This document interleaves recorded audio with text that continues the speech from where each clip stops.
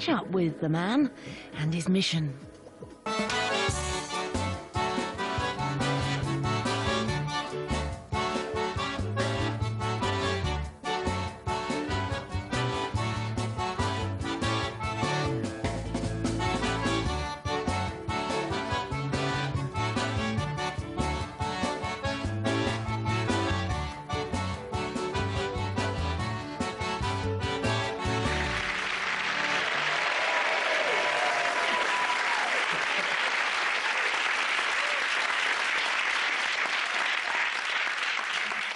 Hello, my name's Dave Gorman.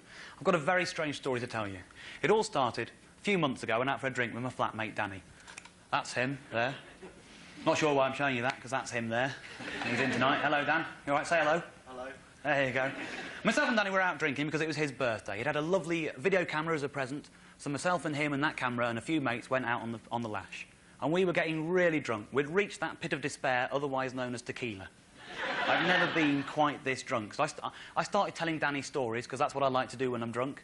Danny didn't believe me, because that's what he likes to do when he's drunk. But they were true stories.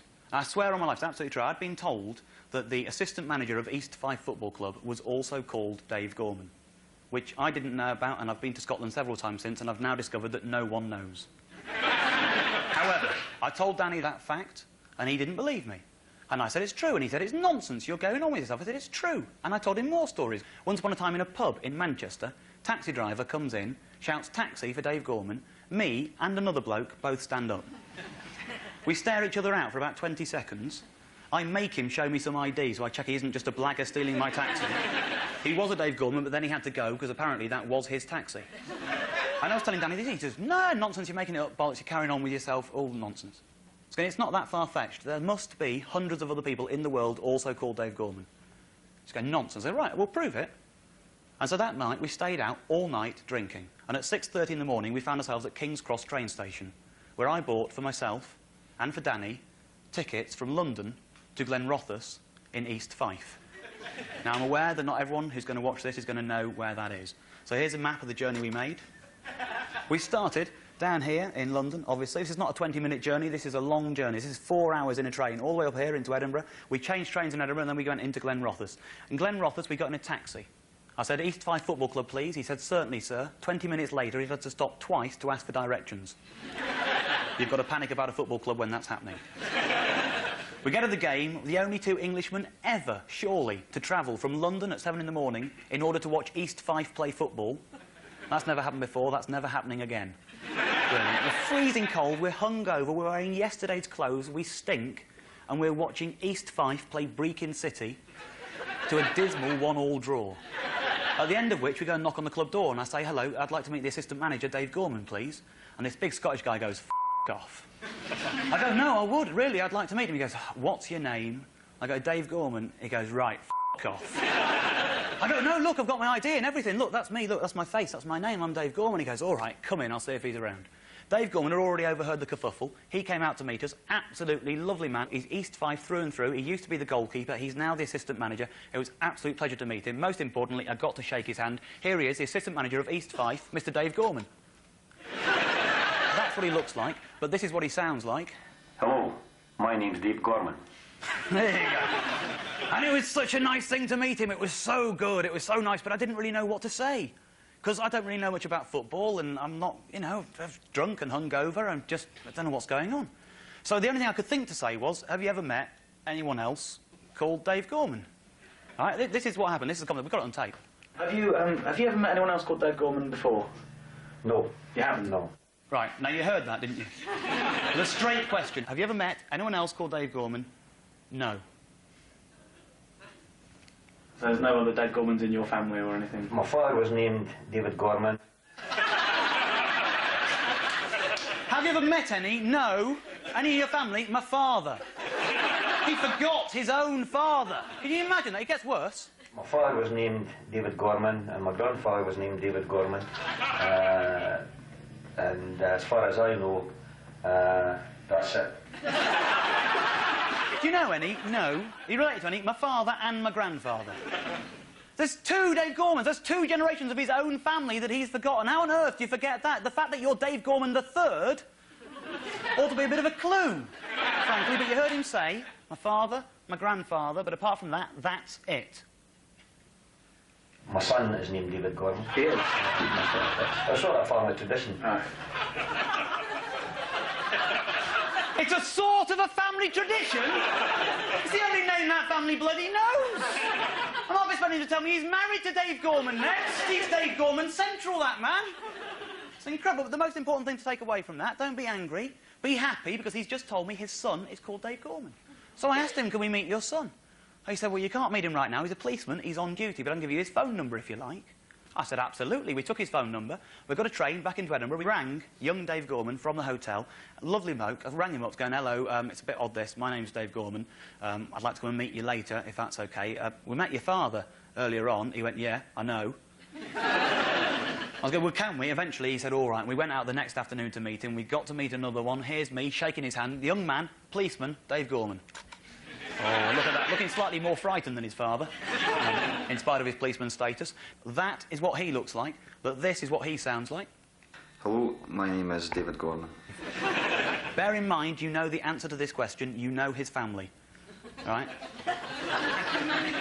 So, Dave, have you ever met any other Dave Gormans? No, I've never heard any other Dave Gormans. I said, what about your father? What about your grandfather? What about your great-grandfather? Come on, man! So, that was it, basically. It was a weekend, drunken weekend, 250 quid spent. I met two Dave Gormans, we came home, that should have been your lot. Except that I liked it. It had a certain little quirky pleasure meeting my namesake. I liked it. It's sort of nice. In a warm way. It was just nice to know they existed. So when I got home, I'm looking at the phone book on the side, and it's teasing me. I'm thinking, I've never looked, I'm not in it, but there might be another one. So when Danny went out, I got the phone book down, had a quick look through, I found one. He lives in London, in particular he lives in southwest London, he lives in Tooting. It's not very far, we went out to meet him, and if you think that Dave Gorman number 2 looked more frightened than Dave Gorman number 1, take a look at this. Absolutely. Lovely fellow, though, that's what he looks like. This is what he sounds like. Hello. My name is David Gorman. Really, but a lovely, lovely man. And he showed us great hospitality. He made us coffee. He got us biscuits. He showed us all around his house. He's a bookseller for a living. He looks the part. I think you'd agree. He's got loads of books all over the house. He's a massive Beatles fan, although he never saw them live. Although Ringo did wink at him once in Oxford Street. Well, you don't believe me? No, Ringo winked at me once in Oxford Street. I think you should learn to trust me. And that really should have been it. We'd met 3 Dave Gormans and I had spent 250 quid on a drunken weekend, that was your lot. Except, on the way up to Scotland, we changed trains in Edinburgh and I bought a Polaroid camera because I thought it was a nice way of taking a permanent record of all the meetings.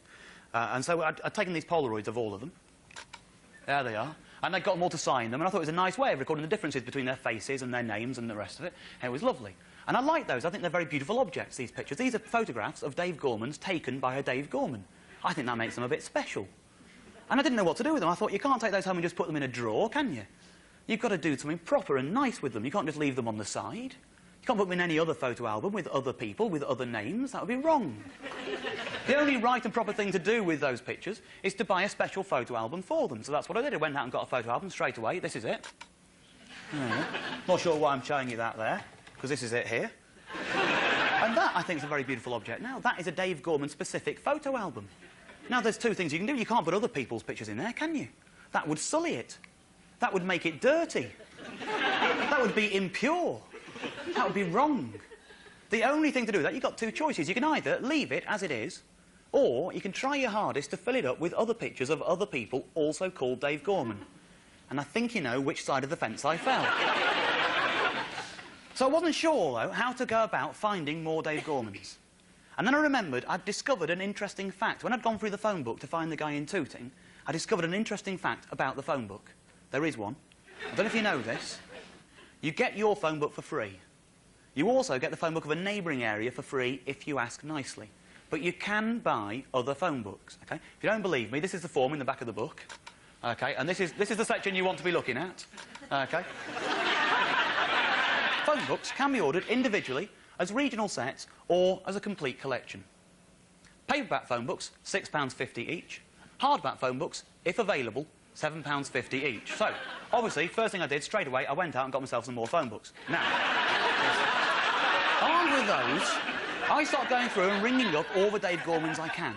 Except that the phone book, it doesn't give you the Christian name, it just gives you the first initial. So I have rung up every D. Gorman this country has to offer. I've been through every one of those phone books. I've rung every D. Gorman. I've spoken to every Dominic, every Darren, every Dorothy Gorman that this country has. At one point, I accidentally rang my own father. I got number blind and word blind. I just got through to a D. Gorman. Hello, you're D. Gorman. I'm hoping you might be David. He went, no, I'm Derek. You sound familiar. But I'm going through all these, and it's getting quite complicated. There's no... I couldn't remember if I'd been through the book or not. It's a huge pile to have in your living room. So I decided to streamline the operation. I went through each and every one of those books and tore out every page that had a Gorman on it and created my own Gorman-specific phone book, which I thought would prove to be the Bible on which this journey was built. So, armed with that, and we got really slick at this stage, much slicker than really you'd ever imagine of me, we cross-referenced it with the electoral register. We got all the numbers and all... I was going to say all the names and addresses. We know the names. We got all the addresses of all the Dave Gormans we could in Britain, and we wrote about 100 letters, myself and Dan. We wrote 100 letters to people called Dave Gorman. Each letter exactly the same. Every letter said, Dear Dave, hello, my name's Dave Gorman as well. I'd like to meet you. It's that simple. We'll come to you, your home, your place of work, anything. All you need is 20 minutes. We'll come, shake your hand, take your photograph, leave.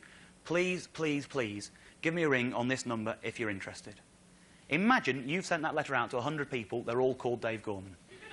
This is my answering machine. About a week after we sent out that letter, this is what my answering machine sounded like. I got this letter from you and I thought it was a wind-up initially. My name's Dave Gorman. I just received a letter from you. I just found out to see if it was a wind-up, mate. I've got your letter. It does sound a bit strange, doesn't it? And I hope this isn't a wind-up. I did wonder whether it was a wind-up. This one knows whether it was a wind-up. Basically, it was a complete waste of stamps, wasn't it? Not one person believed me. I was furious. So I go back on the phones. I think I can be very persuasive when I want. If someone says to me, you're not Dave Gorman, it's a wind-up, I can tell them that I am Dave Gorman far quicker than I can send another letter. So that's what I try to do. We go on the phones again, and I try to make it really organised. I put all their names down in order.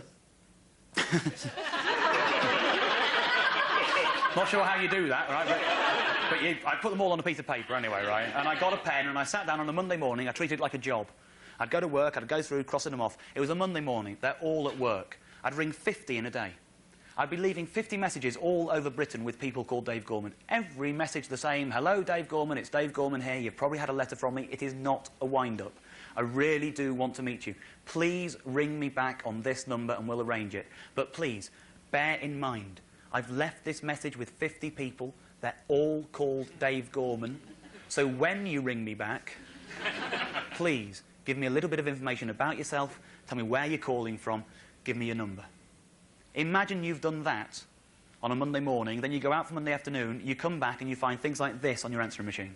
Hi, it's David Gorman here, calling from home. If you want to get in touch with me again, I will be available on Monday at about 3:30.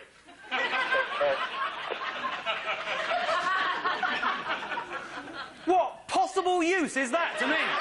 The only bit of information he's given me is his name, and that's the one thing I knew. I had to tell me where he was calling from. He told me he was calling from home. I got loads of it. There's another one. Play the other one. Hi, this is Dave Gorman. I'm just returning your call. See you later. I was beginning to suspect that was in the Gorman genes. I was getting quite worried at the point.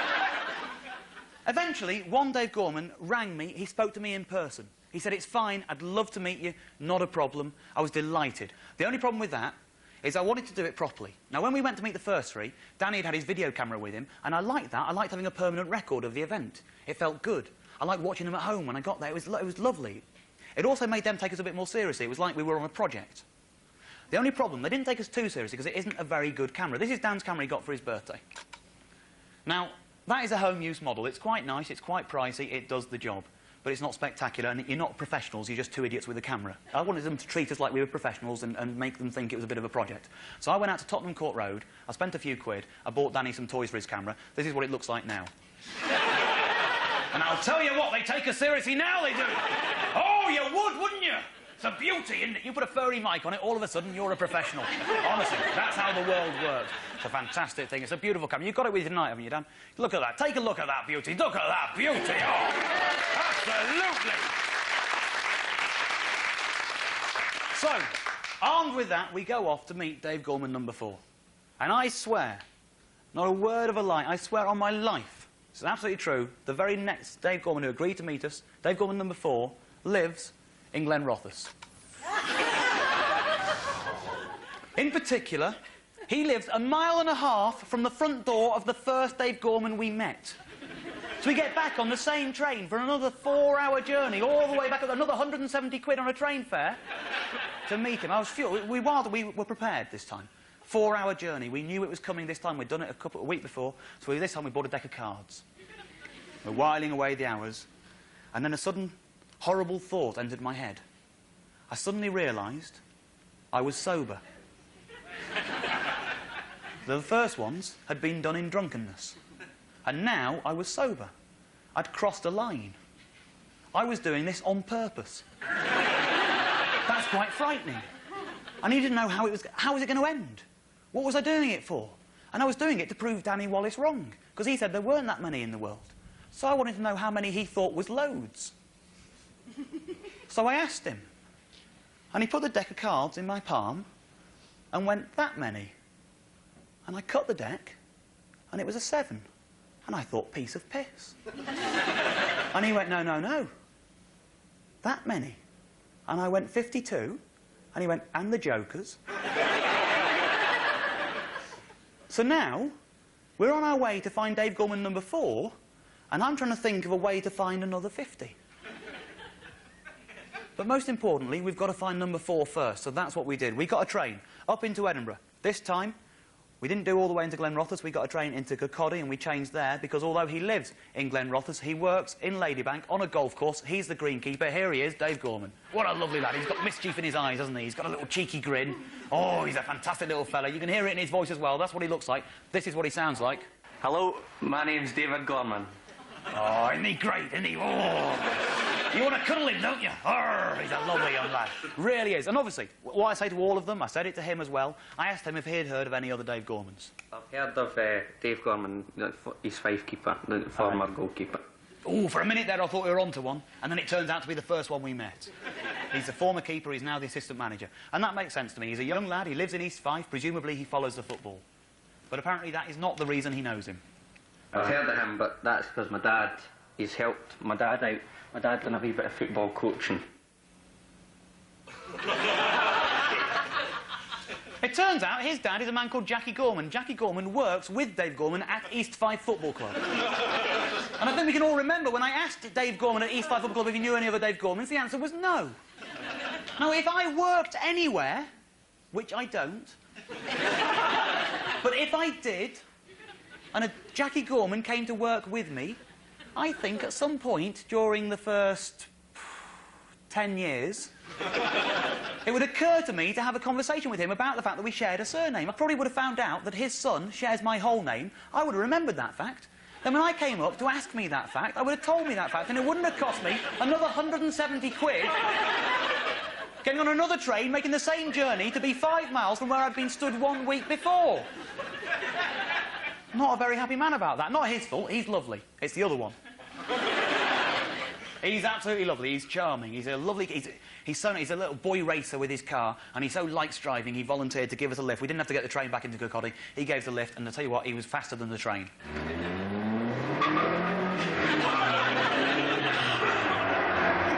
What a nice bloke. He drives very fast. And then we got to Edinburgh, and we managed to find yet another one. He works at the Royal Bank of Scotland. He lives in Edinburgh. He's a fantastic fella. Here he is, Dave Gorman. Oh, look at that. Isn't he fantastic? That's what he looks like. This is what he sounds like. Hello, my name's Dave Gorman. There you go. And he is one of my favourite of all the Dave Gormans.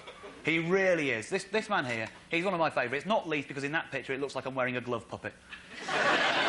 Isn't that absolutely lovely? He's a lovely man, and I'll tell you what, ladies and gentlemen, it gets better than that, because he's here tonight! We're in the presence of yet another Dave Gorman. Dave Gorman, wherever you are, make yourself known. Where are you? He's on the second row. Fantastic. Give it a round of applause. Come here, Dave. Shake my hand. Look at that camera and say it for them one more time. Go on. Hello, my name is Dave Gorman. Oh! That's the result. That's what we want. All the way from Edinburgh to be here. I love it. for that. I really do. Are you free for the next 5 weeks, Dave? You are? Yeah, why not? You're going to come down? We'll bring you down for the next 5 weeks. Yeah? Fantastic. We've got some more jobs need doing. Fantastic. No, I'll tell you what I'm going to do. I'm going to put your name on the credits as an assistant. Just to confuse the hell out of the BBC. At this point, it's worth considering exactly what we've done. And what we've done so far is we've met 5 Dave Gormans.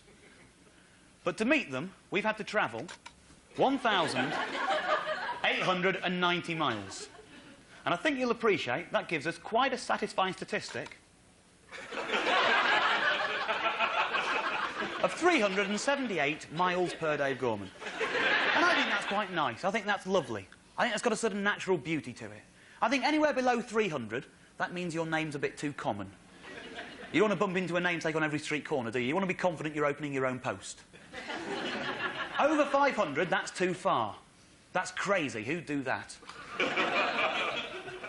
Nonsense, clearly. So we're sitting in the zone. We're between 300 and 500. I think that's lovely. However, there is always something to throw you off course. And when we met this fella... Hello. Now, he sells books for a living, you know that much. Obviously, one of the things I asked him was, have you ever sold a book written by a Dave Gorman? And he got quite excited for a little minute, he really did. You've just reminded me. Oh, no. It's Ed Gorman. Ooh! So close! I told him, I said, concentrate, come on! About a week after I met him, I can't guarantee this was actually sent by him, because there was no letter attached, just a little parcel arrived at my house. It contained this book. This book, as you can see it there, is written by a David Gorman. It's a proper book with words in and everything. It's really good. I recommend it. It's got quite a spooky title, given the nature of my journey. It's called Looking at Ourselves. Now, that book has got some interesting information in it. For a start, there's a little message from him to you, the reader, right at the front of the book. This is what it says. You'll recognise me in the south of France as the one with the Canadian accent and a computer under his arm. David Gorman wrote that in 1997. And I think that's fascinating. He lives in the south of France. He's Canadian, or at least he does the accent. That's absolutely no reason not to meet him, is it? So straight away we went out, we booked a flight, we jumped on a plane, we went to France. If you don't believe me, that's my boarding card. And we arrived in Marseille on a very nice sunny afternoon. All we had was the name of the village he lives in, a little village called St Alexandre. This is the journey we made.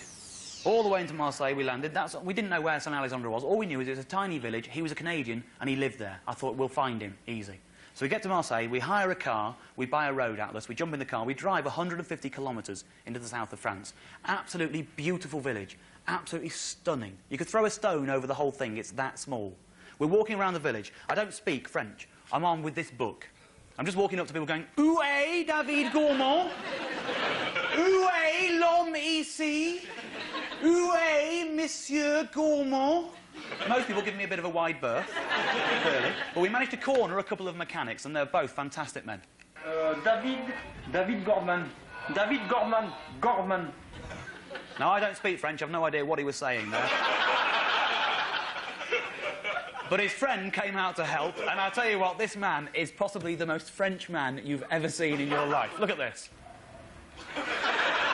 Now, that's elementary, isn't it? We all learn that at school. The longer the ash on the end of your gall while, the more French you are. And I think a closer examination...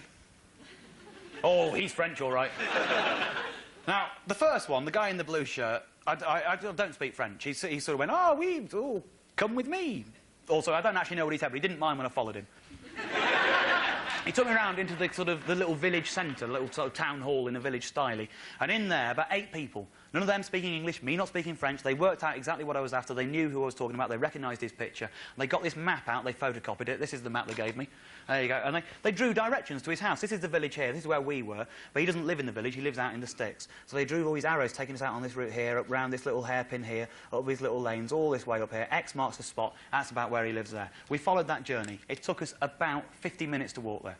Very exciting when we got there. His name was on the mailbox. I go up, I knock on the door, I ring his bell, and he's not in. So I think, well, he can't be far. There's cars in the drive.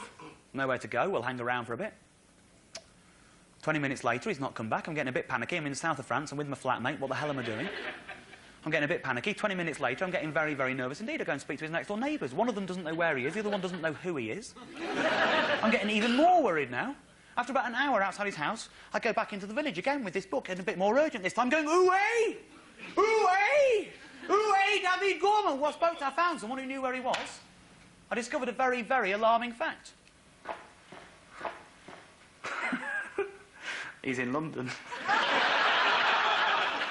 He was in bastard Greenwich!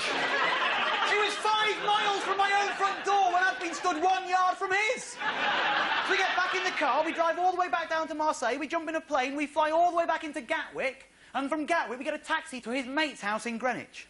We finally got to meet him. It was a pleasure. I didn't think we were going to get this one. We did get him. Here he is, lovely man, Dave Gorman. That's what he looks like. This is what he sounds like. Hello, my name is David Gorman. There you go. He's not as camp as he looks. Now, it was a pleasure to meet him. It really was. But I think you can appreciate it's been quite damaging statistically. We've gone all the way to France and all the way back again to meet a man that could have been a 10-mile round trip. That's very, very damaging. What we've done on that particular journey, we've met one Dave Gorman. And we've travelled 1,474 miles to meet him. And I can see what you're thinking. It's written on all of your faces. I can see it in your eyes. Every single one of you now, you're looking at me thinking, yeah, it's all right, Dave. What's that done to the graph? Well, as you can see, we've taken a terribly steep turn there, haven't we? We've only met one extra Dave Gorman, yeah? But we've travelled all those extra miles, haven't we?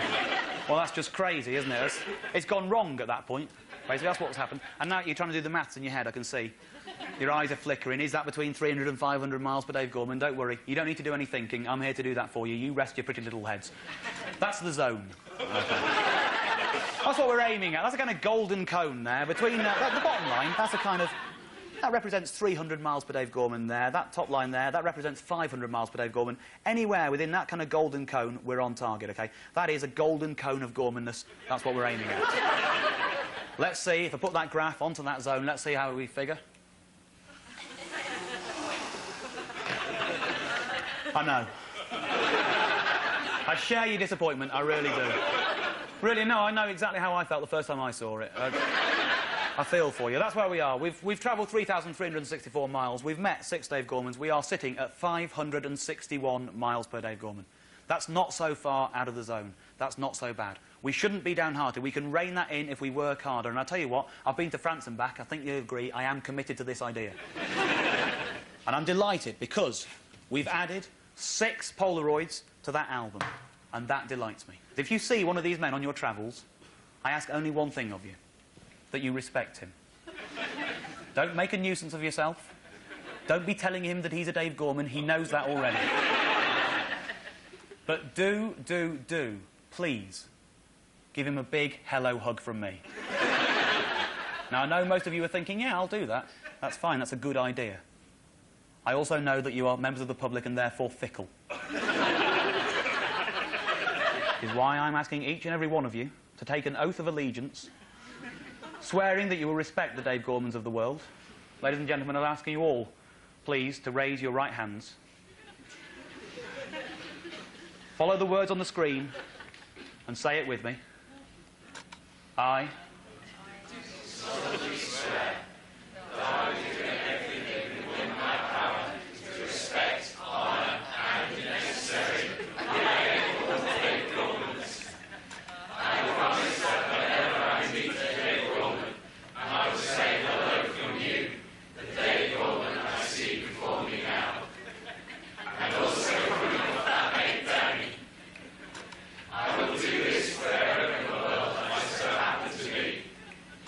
Even in France. God is fighting me yet, so I wouldn't want to go if I were you. Or at least I'd check before buying tickets for an aeroplane.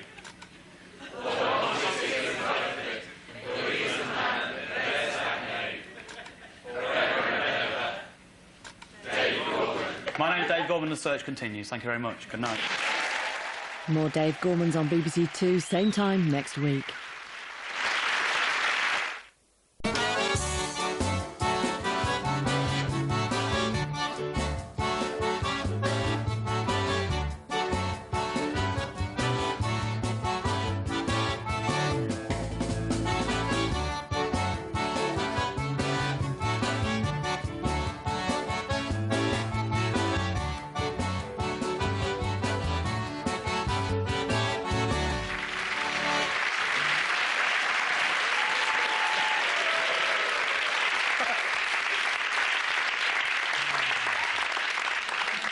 Hello, my name is Dave Gorman.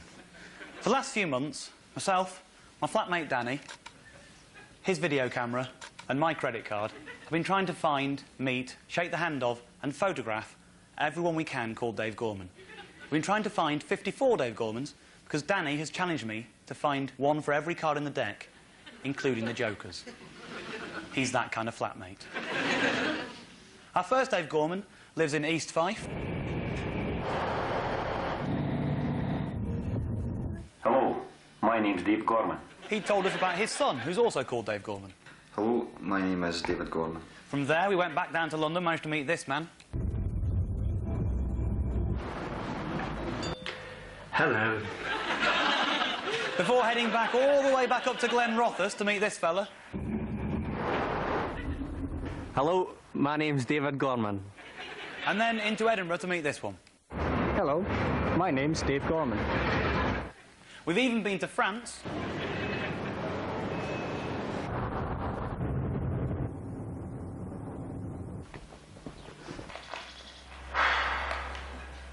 But he wasn't in. We finally met him in Greenwich. Hello, my name is David Gorman. And that's where we are. We've so far met 6 Dave Gormans. Hello, My name is David Gorman. But we've travelled 3,364 miles to meet them, giving us a statistic of 561 miles per Dave Gorman. Which is annoying, because we're trying to stay somewhere between 300 and 500 miles per Dave Gorman. Let me make that a little bit easier for you. This is the graph. Now, that little golden cone there, that's the golden cone of Gormanus. That's our target area. That's what we're aiming to. Anywhere in there, as you can see, we've popped out the top there. That is our margin of error. Okay? That is 61 miles per Dave Gorman wrong. However, I was born in the Midlands, so I figured maybe that would be a hot spot for Dave Gormans. That's where we headed to next, OK? This is the journey into Wolverhampton, first of all, to meet our first one. We managed to find him. He works in a pub. He used to work for the RAF, but he's a lovely fella. Here he is, Dave Gorman. Oh, and if you don't believe this is the West Midlands, I think we do well to hear his voice. Hello, my name is Dave Gorman. There you go, lovely fella, drives a Capri. No, he does, he takes it very seriously. He's got several of them, if you don't believe me. So I drive around in Capris as well. I'm a Capri nut. Yeah, a Capri nut. You've got like more than one Capri, yeah? Properly. Yeah, that's great. At which point I look a bit frightened. He's a nice fellow, though, and he's really into the whole Gorman family thing. He lives in Wolverhampton, but he's really connected to his Irish roots. It's an Irish name. This is his mobile phone, right? That, very hard to read, is the Gaelic motto of the Gorman family. He's had it programmed into his mobile phone. Every time he turns it on, he can read in Gaelic the phrase, first and last in battle. That's how into the Gorman thing he is. And you know what? I don't care. I couldn't care less. Because this isn't about Gormans. This is about Dave Gormans. This isn't about the Gorman family. This is about the Dave Gorman brotherhood. I'm not interested in any of that at all. So we travelled from Wolverhampton down into Bromsgrove. We managed to meet this fella. Hello. My name's Dave Gorman.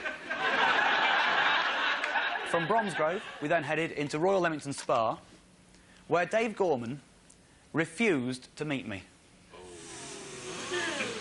I know. It's shocking, isn't it? We tried everything, but we got into Royal Leamington Spa, we found his number, we gave him a ring, we parked the car at this is it, this is what happened. Hello, can I speak to David Gorman, please? My name is David Gorman. All I wanted to know is if it was possible for me and a friend and a video camera. No, like 10 minutes. Literally, come along, no, honestly, 10 minutes.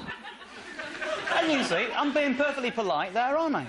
I'm just on the phone going, look, we've just come round, it won't take long, we'll just meet you. He's going, no, no, no, not playing, not having any of it. We've written him a letter the day after, he will not meet us, he refuses. And I hate him for it.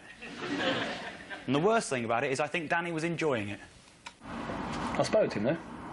Yeah, you spoke to him. Had a conversation. You had a conversation with him? With a Dave Gorman. You didn't meet... It's another one. You didn't know. You didn't meet him, though, did you?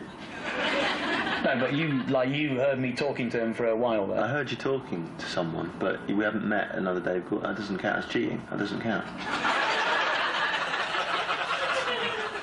And the worst thing about that is I think Danny's got a point.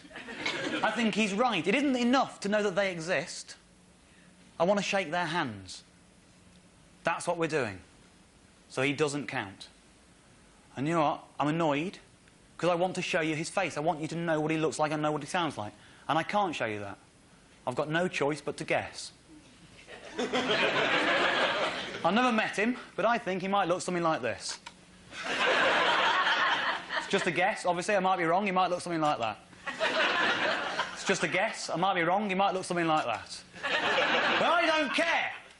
Because we've gone to Wolverhampton and back and we've met 2 Dave Gormans, so we don't need Royal Leamington Spa. We saved a lot of miles there. We could have done that in 2 journeys, but we've learned we've saved a lot of miles, gone to Wolverhampton and then to Bromsgrove and then home. That's fantastic. 3 cheers for Wolverhampton, say I. 3 cheers for Bromsgrove, say I. Sod Royal Leamington Spa, we don't need him. Because this is what it's done to the graph. Oh! We're back in the zone! That's what we want. That's where we belong there in the golden cone. That's exactly what we're after. We've now met 8 Dave Gormans. We've travelled 3,645 miles. That gives us 456 miles per Dave Gorman. Oh, that's a thing to be happy about. We're on target, that's not a problem. However, there is always something to throw you off course. And when we met this fella... Hello. You know the one who wrote the book that we think was sent to us by this one? Hello. Well, this one... Hello.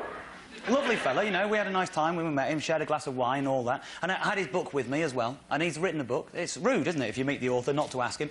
So I did, I got him to sign it. He did sign it, here it is now.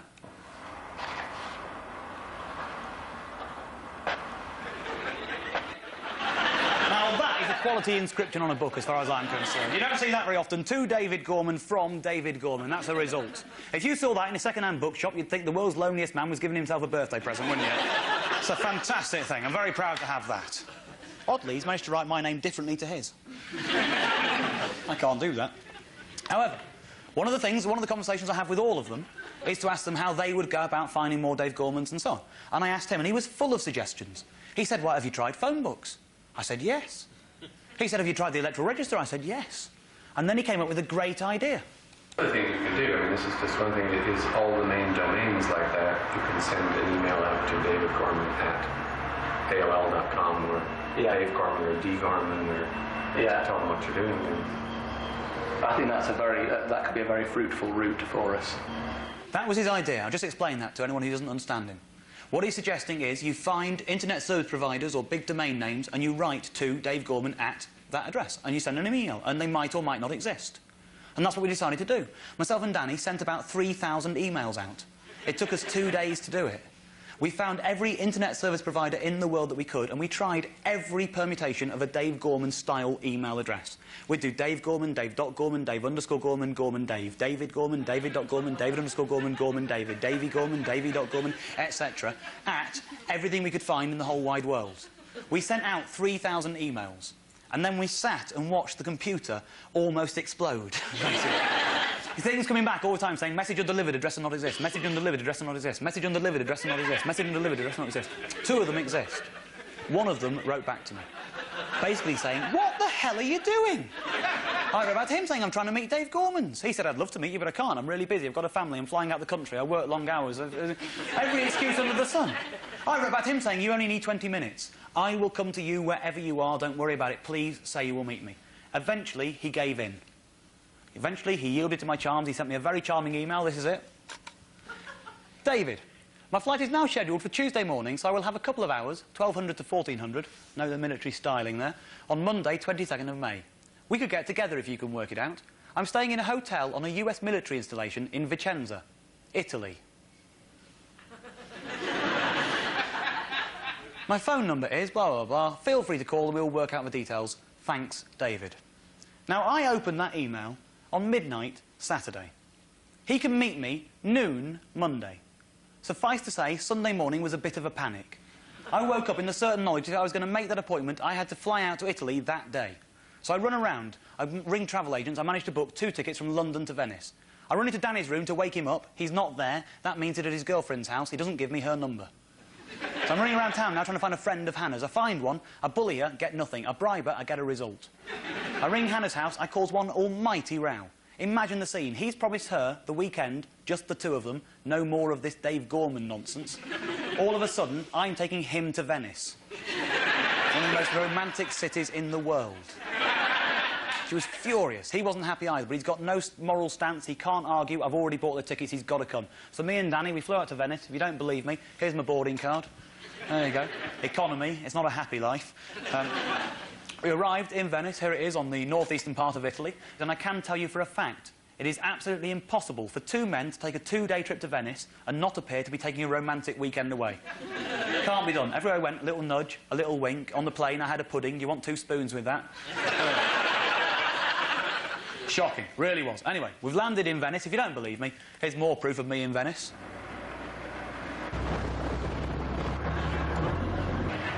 Yeah, I can't talk now. I'm on a gondola. Lovely place, but we couldn't hang around. We couldn't hang around because we had to travel from Venice into Vicenza. It's only about 50 miles. It didn't take us very long on a train to get into there.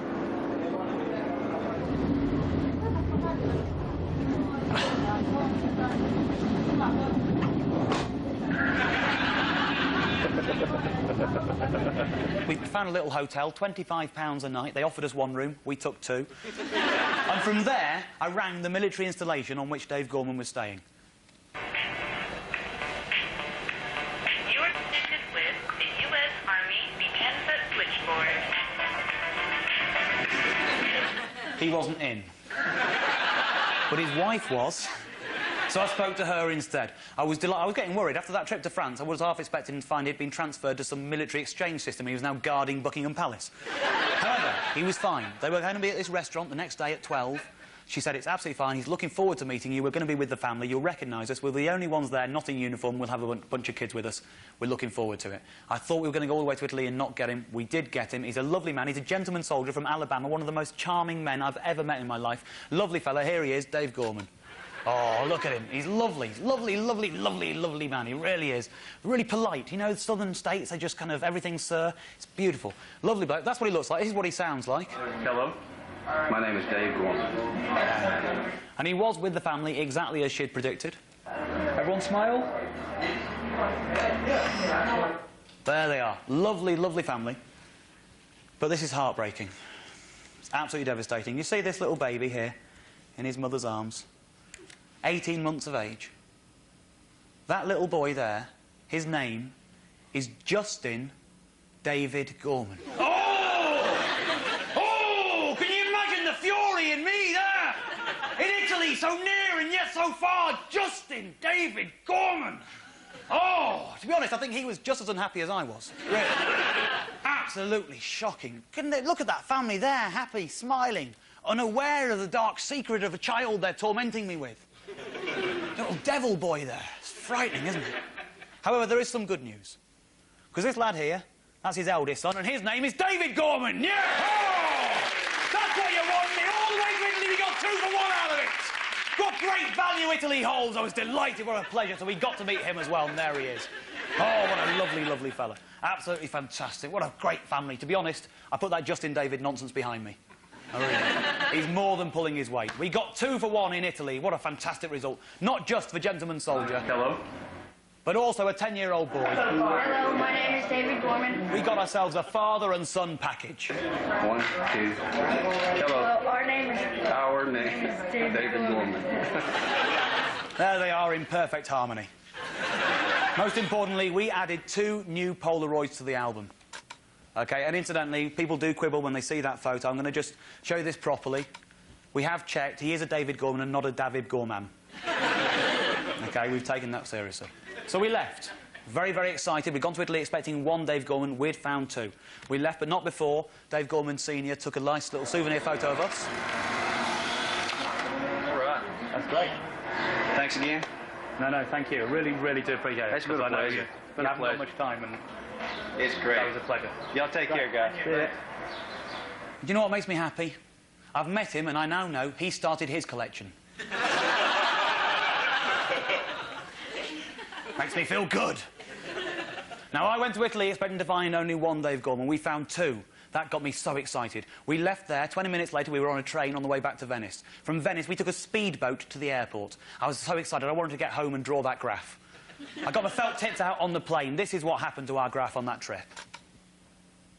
Oh! So close! So it just popped out of the top. Isn't it infuriating? But think how much worse it would have been if it wasn't for this fella. Hello, my name is David Gorman. Oh, it'd be so much worse, wouldn't it? Without him, we'd be over here somewhere. That'd be crazy. Look at the margin of error. That'd be bigger than it is there. You see, we've done ourselves well. We've found two. Most importantly now, we've taken our total to 10 Dave Gormans. And that delights me. Because I think 10 Dave Gormans in anyone's language, I think you'd all agree with me there, that's a focus group. These are the 10 Dave Gormans we've met. There they are.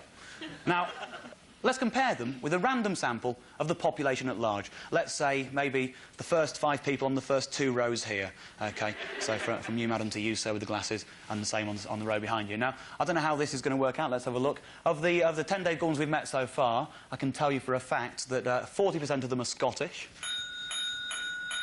OK, and how does that compare? Is anyone here Scottish? OK, so you're 40% behind Dave Gorman's there. I can also tell you that 30% of these Dave Gormans have got artificially enhanced eyesight. OK, and that compares to 30% here as well. Contact lenses? Well, you're cheating. I'm going to call it 30% because you're a charlatan. OK, so there's 30% there. Well done, Dan. You're holding up their end there for them. That's 30% having artificial enhancement. One of the most obvious things, I think everyone spotted this straight away that compares with this sample. Let's have a look. 1, 2, 3, 4 there. This Dave Gorman sample, they are clearly 100% male.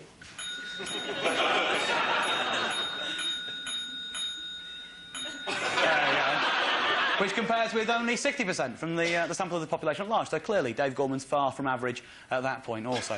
Now, I think clearly, again, doesn't take much examination to realise that 40% of these men have lived with or live with people called Dave Gorman. That compares with only, well, 10% of that population there. Well done, Danny. You're my flatmate. So Dave Gorman's, I think, far from average on every count there. That's nice to know. But let's consider them as just Dave Gorman's alone. If we take a map of Europe, there it is, and we add an axis, horizontal and vertically, through my flat. Now, if we add the locations of the Dave Gormans we've met so far, like so, let's consider, first of all, say, the Dave Gormans in Scotland. There they are. There's 3 in Glenrothes, 1 in Edinburgh. They're dragging us quite far north. And there's these 3 Dave Gormans down here, 2 in Italy, 1 in France. They're all dragging us quite far south. On average, it works out the average Dave Gorman lives approximately 15 miles north of my flat. However, if we consider the other axes, you can see that these Dave Gormans here, all the ones in Britain, are basically dragging us out west slightly, and the Dave Gormans in continental Europe are dragging us out east. Now, if you work that out, the average Dave Gorman lives approximately 217 miles to the east of my flat. I've worked it out, I've done the maths. I can tell you for a fact, the average Dave Gorman lives here. I've worked it out on a map and know where it is. The average Dave Gorman lives in Katwijk aan Zee. It's on the coast of Holland. And you know, the weirdest thing is, I've checked. And there isn't one there. And I've been through the maths 4 or 5 times. It's definitely where he's meant to be. He must be on holiday. However, let's not get all excited about a bit of simple mathematics. Let's remember the graph. That's where we are. That's where it left us. We'd met 10 Dave Gormans. We've travelled 5,247 miles to meet them. You can do that one in your head, but you don't need to. I'm here to do the maths for you. We've left us there at 525 miles per Dave Gorman. We're just outside of the zone. But I think at this point, it is worth pausing to reflect on what that graph would look like if Royal Leamington Spa Dave Gorman had deigned to meet us.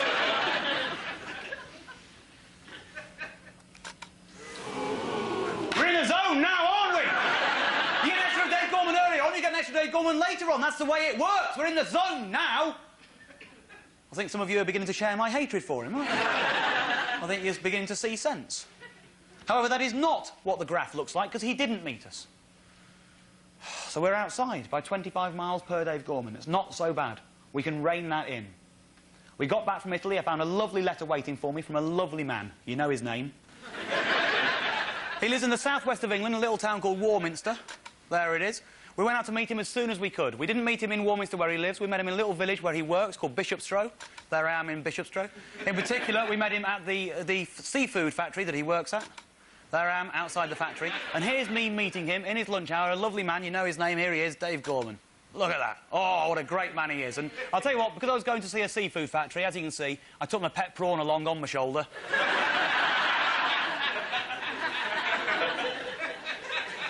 Thought he might make some friends. And it was a pleasure to meet him. And there he is, you know his name. He's a business development manager for a seafood company. So you know what he does for a living, you know his name. You can see him there making his broad-shouldered way in the world. I think it's an interesting question about this man. See if you can guess. How old do you think he looks? 52. 48. OK, largely around 50, 48, 50, generally. OK, well, I asked him, because I wanted to see how he compared to the average Dave Gorman, who is 37.5 and living in Holland, as you know. I could play you the tape and show you his answer. But I'm not going to do that. Because I don't want to do that.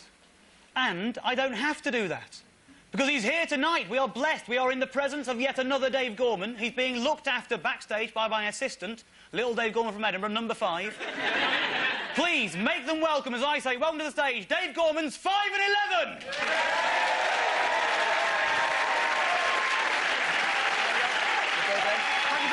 Nice to see you again.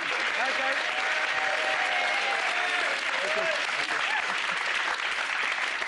There you go. There's 3 Dave Gormans on a stage at the same time. It's a photo opportunity if you want to take it. No? OK. You surprised me. Dave, they've had their guess. You can tell them. How old are you? Well, Dave, I'm 29. I'm not calling you a liar, Dave. Have you got any ID? Just in case. OK, I've got your passport. That's got your date of birth, and I'm going to show this to the camera. He's absolutely right. He's born in 1971. There he is.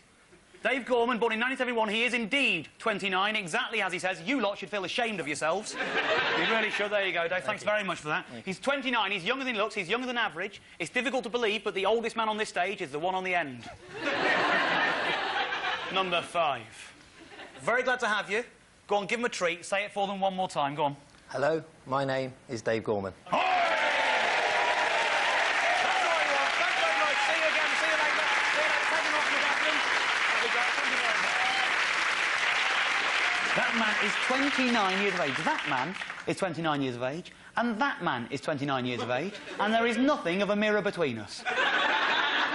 However, we're in the southwest of England and we thought we could find more while we were there, so that's what we did. We travelled from Warminster into Swindon. We managed to find another one. Here he is. His name's Dave Gorman. Hello, my name's Dave Gorman. There you go. He's a lorry driver, but he's a new man. He's Danny's favourite, isn't he? You liked him best of all. No disrespect to numbers 5 and 11, but 12 really did it for Danny. Really did. He's a lovely bloke. Lots of hospitality, tea like you wouldn't, just kept coming. He showed his face. We spent about 3 or 4 hours with him, right? The longest we'd spent with any other Dave Gormans at this stage. And he's got a massive family, a massive extended family going back years. He's got photos. He loves to talk about it. He really does. That's the family cottage in Ireland, and that's myself there. When I was, I don't know, perhaps 2. That was our camping holidays in the New Forest. That's an uncle, it's another Gorman, he's a Martin Gorman. That map, I think, is dated 1560. Right. But there you'll see the name O'Gorman there. Apparently quite a few of us got hanged in Dunbeg. Right. I've never met a man with more proof of his Gormanness in my life. And he knew loads of Gormans. He knew Martins, he knew Eds, he knew Tommies. But he didn't know one Dave. It's infuriating. And besides, we had to go. Much as I wanted to stay, we had to go. And as we left, he was very emotional. As we got to the door, he shook my hand. He went, I wish you wouldn't go. Got me right there, really did. Lovely man, but we had to go because we knew where there was another Dave Gorman hiding. We found him. He's in North London. He works in a doctor's surgery. Here he is. Oh, lovely. Works in a doctor's surgery. As you can see, they've stolen his eyes. and extended his arms. Lovely little trick they've got. He does wear a name badge at work, but don't think he's an imposter. He's the real deal. Oh, my name's Dave Gorman. There you go. Now, that is a fantastic trip. We've been to Swindon and back, and we've met 3 Dave Gormans. That's not very far at all. That's going to do wonders for the graph. We weren't far out of the zone. I'm very confident this is what it did to the graph. Oh, look at that! It's almost a horizontal line!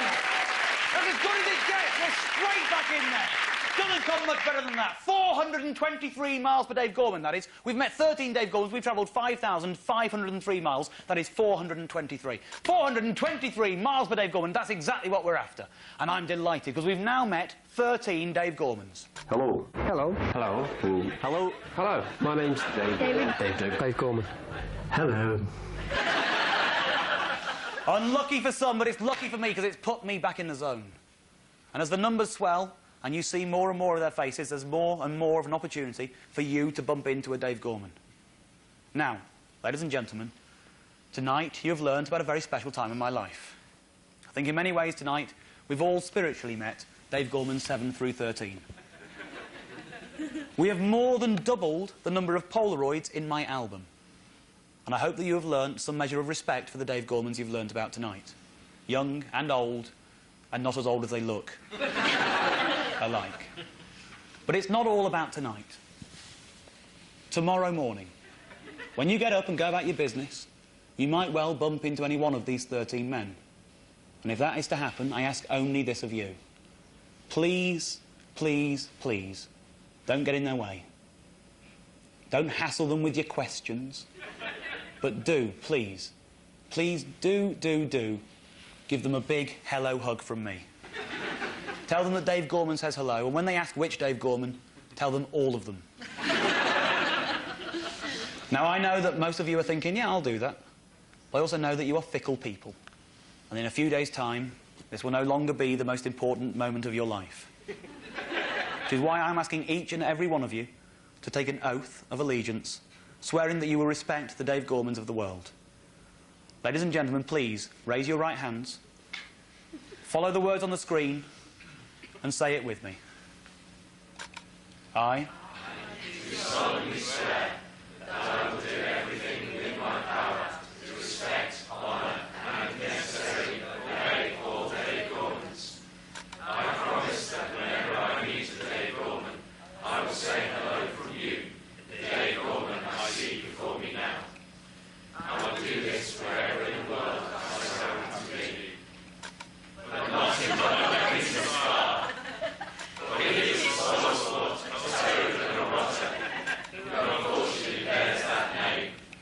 Forever and ever, Dave Gorman. My name's Dave Gorman. The hunt continues. Good night.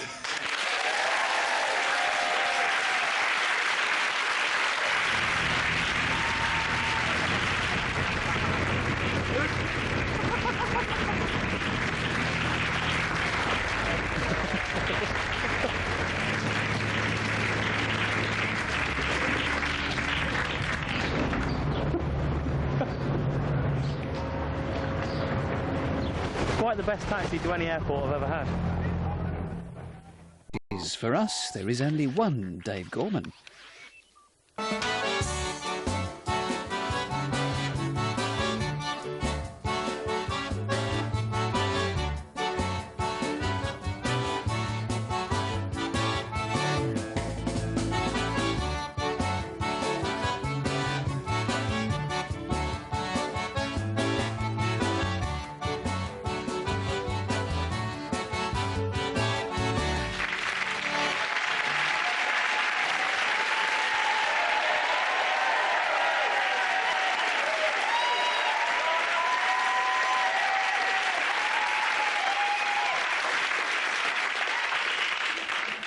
Hello, my name is Dave Gorman. You may remember me from such memorable clips as this. Hello, my name's Dave Gorman. Yes, that's right. I'm Dave Gorman number 5. This is the Dave Gorman Collection, and I'm a collectee, not the collector. But will you please welcome my namesake, Dave Gorman.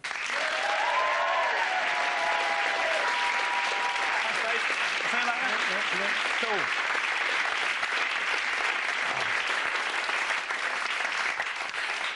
Hello, my name is Dave Gorman. Recently, me, my flatmate Danny, his video camera, and my credit card have been travelling the world trying to find, meet, shake the hand of, and photograph other people called Dave Gorman.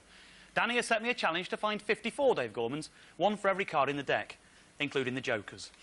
It's a happy flat we share. We've been to East Fife to meet Dave Gorman. Hello, my name's Dave Gorman. And also his son, Dave Gorman. Hello, my name is David Gorman. And then to Tooting. Hello. Before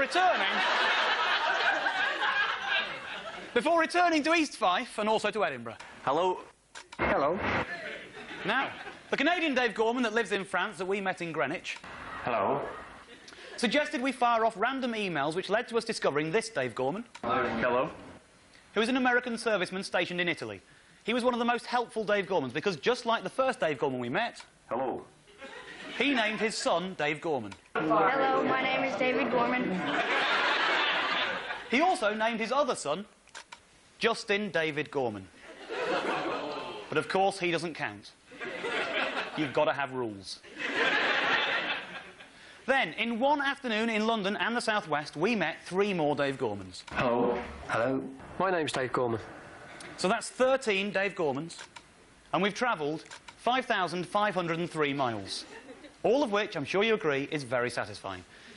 It's particularly satisfying because as well as chasing a grand total of 54, we're also trying to control the miles per Dave Gorman. We're trying to keep it somewhere between 300 and 500 miles per Dave Gorman. And you can see that represented by this zone here. Now, our current total of 5,503 miles for 13 Dave Gormans gives us this. 423 miles per Dave Gorman. Almost slap bang in the middle of the zone there. However, it was about this time that life started to get a little strange. Somebody, I don't know who, using an obviously made-up Hotmail account, emailed me saying, I know you're looking for Dave Gormans, I can help you. Included in their email was a business directory from New York. That page there. As you can see, all these Gorman businesses, most of them not interesting me, but there, in amongst them, David B. Gorman, MD, 911 Park Avenue, New York, New York. He's got a very illustrious business address. I was very, very excited. Most importantly, his name was Dave Gorman. So we flew to New York as soon as we could. If you don't believe me, there's my boarding card. People have accused me of faking the boarding card. It is not a fake, it is real. I have been to New York. If you don't believe me, here's me in New York. If you're not convinced, there's always more proof. If you don't believe me, here I am in New York. That's the Statue of Liberty. And who's this? You see, I went there. And I jumped in a taxi, excited. I shouted, 911 Park Avenue. He said, don't shout. I said it. He said, better. And this taxi delivered us to this illustrious address, and I jumped out of the taxi. I was really excited. My blood was pumping. It was like being in a film for a minute. And I was about to ring his bell, and all of a sudden... arse.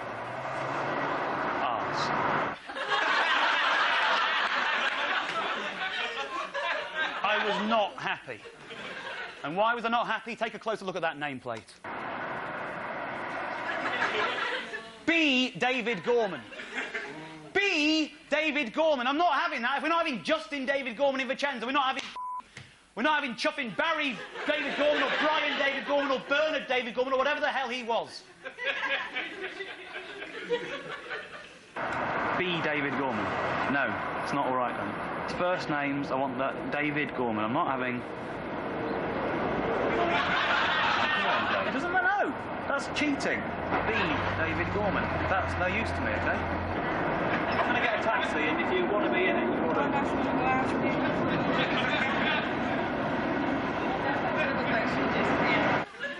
Did you notice that Danny considered going in anyway? So we didn't meet B. David Gorman. We'd gone all the way to New York, and we gave up and we came home. Of course we didn't! We were in New York! We ran around and we did some work! And I'm really proud of this, I tell you. We rustled up some fantastic Dave Gormans on this trip. Because by now, I had some kind of really odd, highfalutin idea that somehow we would manage to find Dave Gormans who could represent all humanity. I'll be honest with you, that hasn't really happened. It's an Irish surname. We've largely found people like myself, pasty white skin and red beards. But in New York, we really did manage to broaden the cultural diversity of the group. And I'm really, really proud of this. For a start, we managed to find a Dave Gorman who is a homosexual. It's our first one yet. We also managed to find a Jewish Dave Gorman, both of whom delight me because they broaden the cultural diversity of the group. And that is exactly what we're after. We want the brotherhood to be as wide as it possibly can. I'm going to show you individual pictures of both those men. I think it might make for an interesting quiz See if you can guess which one's which. Here's one of them. OK? And here's the other. I'm not saying it should go one way or another, I'm just saying one of those men is Jewish, one of them is a homosexual. That's all I'm telling you. I'm not giving you any clues. Let's look at them together, see if that helps. There they are. On some fictional date that never happened. They are both absolutely lovely men. This is the Jewish one. Hello, my name is David Gorman. Have a good day. And he's a lovely fellow. He's a stockbroker, works on Fifth Avenue, really kind of high-powered financial existence he lives in. He gave us 20 minutes of his lunch out. You've got to love him for that. Especially because when you're going looking for people who share an Irish background, you wouldn't expect to find people with his background. My four grandparents probably are from Russia. You know, when you emigrate to a country and you can't pronounce your name. Yeah. And he came in and he said his name was Gorodetsky, maybe. The guy said, well, you're not Gorodetsky, you're a man, you're Gorman. But I am a Gorman. What a lovely fella. But the next one, he is my favourite Dave Gorman. This is the homosexual Dave Gorman. Hello, my name is David Gorman. Oh, isn't he lovely? Isn't he nice? I love him. We spent such a great time in the park with him. We're just talking and chatting and going on forever. He's really comfortable in his own skin. He knows he really likes his place in the world. It's so nice when you meet someone like that. I don't know about you, but I think people make good company if they like laughing. And I'll tell you what, this fella likes laughing. If you don't believe me, take a look at this. It's... yeah, absolutely.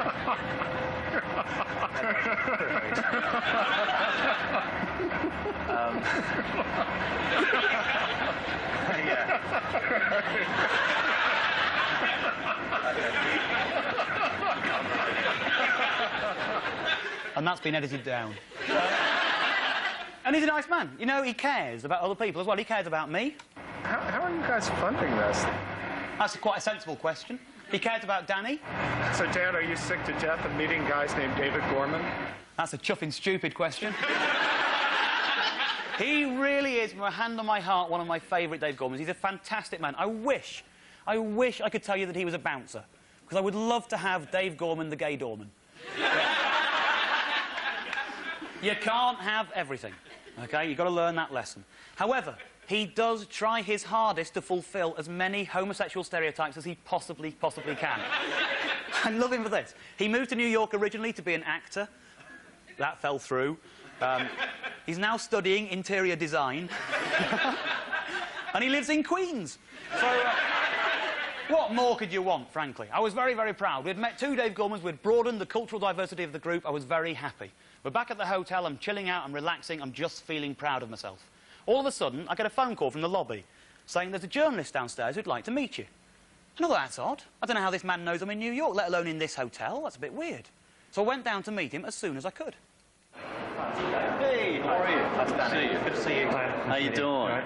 There you go. You'll never guess what that man's name is. Any guesses?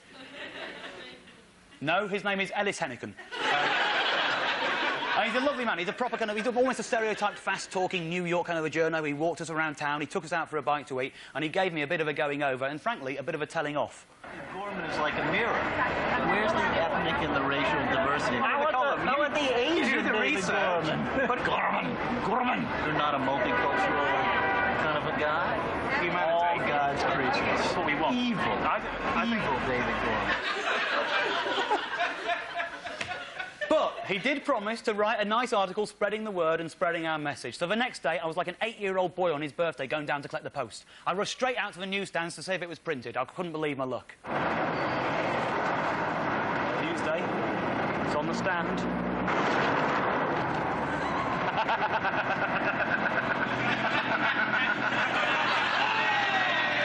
Look at that beauty!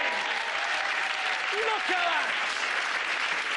That is page 6. That is half of page 6 of one of New York's biggest daily papers. And look at that headline. Take in that headline and spare a thought for gay Dave Gorman, the failed actor. Imagine him buying his local paper, finding that headline. For a minute, he'd think his time had come. And it turns out to be a story about that bloke he met yesterday. How infuriating would that be? It's a great article. I was very, very happy with it. Here it is. This is the thing. Is your name Dave Gorman? Maybe you know someone named Dave Gorman. Either way, there's a young British fellow who would very much like to speak with you. He's holed up this weekend at the Roosevelt Hotel in Manhattan. His name, of course, is Dave Gorman. Quotes. It would be splendid if someone... I never ever said splendid. I want to make that perfectly clear. I did not say splendid, right? He's projecting his image of an Englishman onto me there. That's what they do. I did not say that. It's not a direct quote. He's made that up. I don't mind. I don't mind because it is such a nice article. At the end of the article, he gives my email address. He encourages other Dave Gormans to get in touch. At the front of the article, he mentions the name of the hotel we're staying at. He encourages other Dave Gormans to get in touch. One man did. This is him. Hello, my name is Dave Gorman. Now, he lives in New York State. He doesn't actually live in New York City. He lives in a little town called Mount Kisco. This is where we went to meet him. Oh, yeah, quite flash. Mount Kisco is about an hour north of New York on the railroad. As we were going through, though, the stop before Mount Kisco is a little town called Chappaqua. And that rang a little bell with me, because when we'd met this guy... Have a good day. He'd told me that he lived in Chappaqua. And when I'd asked him about it, it gave me an interesting fact. I live in Chappaqua. Chappaqua. Yep. You know where Hillary and Bill Clinton live? So now we're in Mount Kisco, and we know that Bill and Hillary Clinton live about 2 miles down the track. And I think the whole area's really buzzing about it, because they'd only recently moved in. And within 10 minutes of meeting the Dave Gorman in Mount Kisco, he suggested going for a drive, trying to find Bill and Hillary's house. So me and Dan, we're like the kids on the coolest school trip ever. We jump in the car, we're going to find the President of America's house. And we're driving up these streets, and they start off, I'm full of confidence. I know it's only a couple of miles away, it can't take long. And we're driving, and I'm getting the idea he doesn't really know where it is. And now I know he has no idea where it is. This is a bit of tape on which he thinks he's found it. Then he gets angry with himself for not finding it. When he says the last sentence of this tape, you'll know we're never, ever, ever going to find this house. That's it. No, is that it? Damn, no, that's not it. Son of a bitch, where is this place? Sorry, guys. That's okay. No problem. I blew it. I know it's on this road. You know, I was here at night. Someone else was driving. I think I had a few drinks in me, but it's one of these little side drinks. Somebody else was driving, and I think I had a few drinks in me. At which point you know you're not going to take... Fine. Now, take a look, though. That's the weather. You can see it. The sun's out there. This is what happened about 5 minutes later. If you listen closely, the sound on this is really bad. If you listen closely, you will hear him say at the top of this, there's a tree down. Ooh, what's going on? Tree down. You can get a little more of it. Wow, wow. That is... You know, that's just denting and scratching the hell out of my car. It's about 7:20 on a summer's evening. A tree has been blown over, blocking the road. There's rain you can't see through. There are big bits of tree hitting the car. I know the picture quality isn't great here. The sound is appalling, but that is because we've driven into a 100-mile-an-hour tornado. So he turns round, he says, I'll find another way to the train station. I'm thinking, yeah, you think you know the way to the President's house. That's gonna work. 5 minutes later, we find another tree blocking another road. Now, I know it's difficult to make out with these pictures, but take a look at this, right? Whoa, this is bad. Oh, no. Holy shit. Man, look at that. I'll get you close so you can take a look at it. Can you see that? Bad night in New York. Trees are being blown over in the road. I'm shitting myself. And he actually said in there, I'll take you closer so you can take a look at that. I don't want to take a look at it. I suspect a lot of people that take a closer look at tornadoes end up being hit by a tree. At this point, I'm getting quite paranoid. I think if you go looking for the President of America's house and you end up in a 100-mile-an-hour tornado, you're entitled to ask just how powerful are the FBI. I'm also getting quite frightened for my life. This is not how I want to die. What would the authorities think if they found a car with 2 men in it, both dead, not related, never met before, both called Dave Gorman? That's like an episode of The X-Files waiting to happen. Now, at the time, all I knew was the weather was bad. I knew there were trees in the road. I didn't know how bad. It was only later that I heard on TV that it was a 100-mile-an-hour tornado. I have tried to find a weather report from a New York TV station to prove it to you. I can't find one, but I have had an email correspondence with a New York weatherman, a man called Jim McFadden. Hi, Dave. Here is some of the weather info you requested. On June the 2nd, 2000, the high temperature was 88 degrees and humid. There was a squall line that passed through northern Westchester County between 6:30 and 8:30 p.m. There was some damage as an F1 on the Fujita scale tornado made its way through the county. The 3rd of June was a beautiful day. Need any more info? Email me anytime. Have a bloody good day. Brackets, did I use that properly? So from Jim McFadden, I've learned we were in an F1 tornado on the Fujita scale. I've no idea what the Fujita scale means. I've no idea. So I've looked it up. Here it is. There you go. That is the Fujita scale of tornadoes. We were in an F1, and, you know, I'm slightly disappointed to learn that it's moderate. My favourite thing about this is the way the scientists have decided to classify this. Beyond devastating, incredible! That's just incredible! Isn't that good? I love that. Still, all we know from that is the wind speeds of a moderate tornado. So I decided to look it up further. Let's find out what the F1 actually means. The lower limit is the beginning of hurricane wind speed. That means I was in at least a hurricane. Worse than a hurricane. That's what I've been in, OK? It's not a moderate tornado, it's worse than a hurricane. Bear that in mind. Peels shingles off roofs, mobile homes pushed off foundations or overturned, and worst of all, considering what we were doing during this tornado, moving autos pushed off roads. And what were we doing? We were driving around in a moving auto. That's what we were doing. I'm not entirely happy about that. I don't want to ever be in a tornado again, but if I am, I want to know what you should do. So I've looked it up on the internet. I found tornado advice. This is what you're meant to do if you're in a tornado. Tornadoes can change direction quickly. Get out of the car immediately and take shelter in a nearby building. Not take a closer look. We shouldn't have been driving around taking a look. We should have been sitting in Bill Clinton's house. We should have been, if only he'd known where it was. But he didn't, did he? So what are you meant to do if you can't find a building?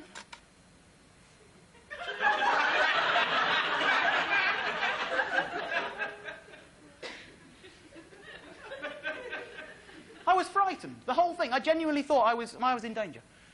He got us back to the train station and went, you know I didn't die, that's why I'm here now to tell you this story. But I got back to the Mount Kisco train station, I was shaking. We got a train into New York, an hour later, I was still shaking. I got into the hotel, I'm still shaking. I'm at the lift, and a voice on reception suddenly shouts out, Mr. Gorman, there's an envelope for you here. And I pick it up with a shaking hand, and inside that envelope I find 2 pieces of photocopied paper. Invitations, inviting myself and Danny out to a party that night. This was the night of the Tony Awards, the biggest awards in the world of musical theatre. We turned up at the party being held by the company who've just won Best Musical, Best Actor in a Musical, and Best Actress in a Musical. Everyone else, suited, booted, dressed up to the nines, champagne, me and him, English, jeans, pint. Really conspicuous. He was just off, talking to people, mixing, talking to a guy from Dukes of Hazzard, paying Miss Georgia far too much attention. I was hiding in the corner. It's quite easy to hide at, because they were too busy winning. And Americans win well. Frankly, I think this might be a bit over the top. See what you think. Has gone on to be presented to almost all of the greatest musicals.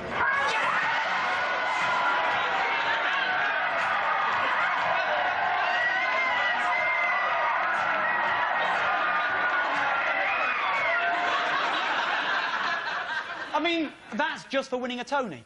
Huh? Anyone would think he'd put his graph in the zone. So anyway, I'm at this party. I'm sort of hiding in the corner, trying not to bring attention to myself, because I feel like I don't look like I fit in. And this man comes up to me, and he says, excuse me, who are you? And I go, it's all right, I'm allowed to be here, I've got an invitation. And he goes, no, no, it's fine, I'm not worried about that. I'm just asking, because I'm trying to find someone I invited, but I've never met them. I went, all right, well, this sounds a bit weird as well. My name's Dave Gorman, I'm trying to meet other people called Dave Gorman. He went, it's you! Fantastic! And he ran into the cloakroom. He came back 30 seconds later with a present for me. I've got that present with me here tonight. It's a video. It's a proper film. It's got Kevin Kline, Joan Allen and Sigourney Weaver in it. He put that in my hand. He went, there's a Dave Gorman in there.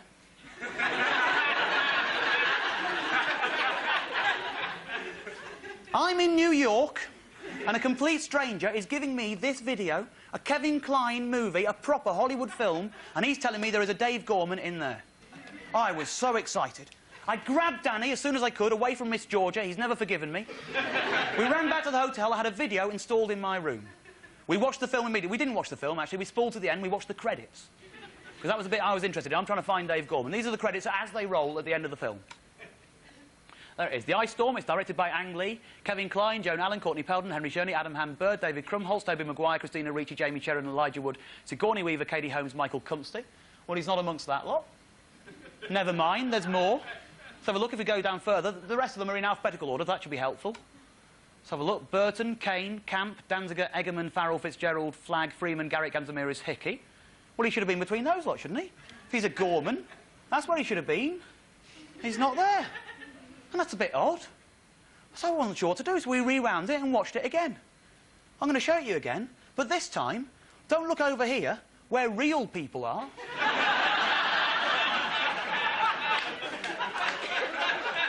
Take a look at this side, where fictional people are.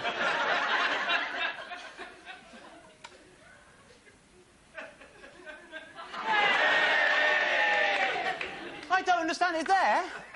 For no reason at all, right down at the bottom of the list, in between people who don't have any name at all, and people who do have names but they don't deserve surnames, directly between Marty and Sue and Mike, his teacher and pharmacy attendant, is a fictional character called Dave Gorman. And I've watched this film, I've worked out who that man is, and at no point during the entire film does anyone ever use either of his names. He is never once referred to as Dave or Mr. Gorman. He doesn't even have a line in the film. If I was compiling that list, that would say man at party. But some quirk of fate, some lovely little twist of fate has decided to hand to me on a plate a fictional Dave Gorman. Oh, I was so excited. I'm in New York and I'm sniffing blood. We wake up with 8 hours to go before our plane leaves for London. We're running all over town, ringing every theatrical agent we can, trying to find the actor involved, Mr. Larry Pine. I'm speaking to a theatrical agent, he says, I know him, he's really good, he's not one of ours. He's on Broadway right now in a very successful play. I rang the theatre, I left a message, Larry Pine rang me back, he agreed to meet me. This is me meeting a fictional Dave Gorman. Look at that. Oh, yes. That got the blood pumping, I can tell you. That got my adrenaline going. That's what he looks like. This is what he sounds like. Hello. My name's Larry Pine. But I once played Dave Gorman. And the truth is, I said to him, you played Dave Gorman in the Ice Storm, and he went, did I? That's how small a part that was. But now, how excited was I on the plane home from New York? We managed to find 4 Dave Gormans. One of them is Jewish, one of them is a homosexual, one of them drove us into a 100-mile-an-hour tornado, and one of them does not exist. But don't try to tell me I can't have him. He might be fictional, but I shook his hand, and as far as I'm concerned, he counts. And besides, I think when you learn what that did to the graph, you're going to want him to count as well. This is our graph before we went to New York. There you go. We're sitting pretty, we're in the zone. We've been to New York, we've found 4 Dave Gormans. This is what it's done to us. I know. It is absolutely heartbreaking, isn't it? The damage has been done. It's just too far. Who knows? Look at that for a margin of error. We've never had it as big as that. Look at all those miles out of the zone. It's absolutely crazy. Who knows if that damage can be undone? We've travelled 12,631 miles. We've met 17 Dave Gormans. That gives us a statistic of 743 miles per Dave Gorman. We are 243 miles per Dave Gorman outside of the zone. I was devastated. But it gets worse. If you remember, after we'd met 10 Dave Gormans, we worked out where the average Dave Gorman lives. Now, that's a map of Europe with horizontal vertical axes drawn through my flat. So we worked out the average Dave Gorman basically lives there. There's a town called Katwijk aan Zee, and it's on the Dutch coast. Now, let's consider that on a global scale. There you go. We've added these 4 all the way over here. They're dragging us so far west and so far north. I can tell you, I've done the maths, I've checked it, that the new average Dave Gorman lives there.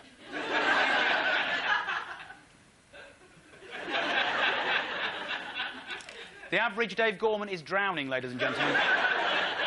I'm not happy about that. Not only are we 243 miles out of the zone, we're drowning the average Dave Gorman. And I can see what you're thinking. You're taking in those facts, you're thinking, OK, We're out the zone. OK, he's drowning.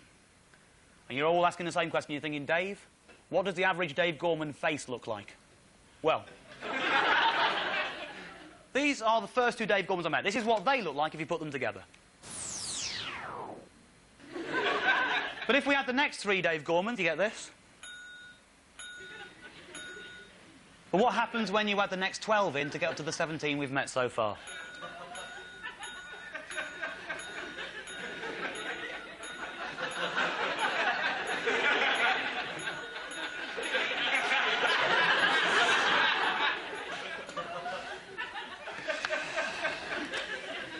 The average Dave Gorman is a well-meaning humanities teacher with a monocle. And he's drowning. But don't be downhearted, because we've met 17 Dave Gormans. We're closer to our target of 54 than we were when we started, and that's still a good thing. And I can tell you that these men are fine men. And who knows what tomorrow will bring. Maybe one of you will meet one of these men. If you are lucky enough to meet a Dave Gorman or two, when you finally stop showing off, I ask only this of you.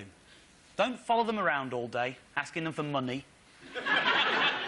But please, please, give them a big hello hug from me. Now, I know that right now you're thinking that's a good idea, you want to hug a Dave Gorman. I also know that you're fickle. And that's why I'm asking each and every one of you to take an oath of allegiance, swearing that you will respect the Dave Gormans of the world. Ladies and gentlemen, please raise your right hands, follow the words on the screen, and say it with me. I solemnly swear that I will do everything within my power to respect, honour, and if necessary, obey all Dave Gormans. I promise that whenever I meet a Dave Gorman, I will not hassle, bother, or pester him in any way. But I will give him a big hello hug from you, the Dave Gorman I see before me now. However, I will not honour, respect, obey, or hug such men as these David Gorman, for he is a time waster, a pretender, and a charlatan, who will never truly bear the name Dave Gorman. My name's Dave Gorman. Thank you very much. Good night. And our Dave Gorman continues his quest next Thursday, 11:20, here on BBC.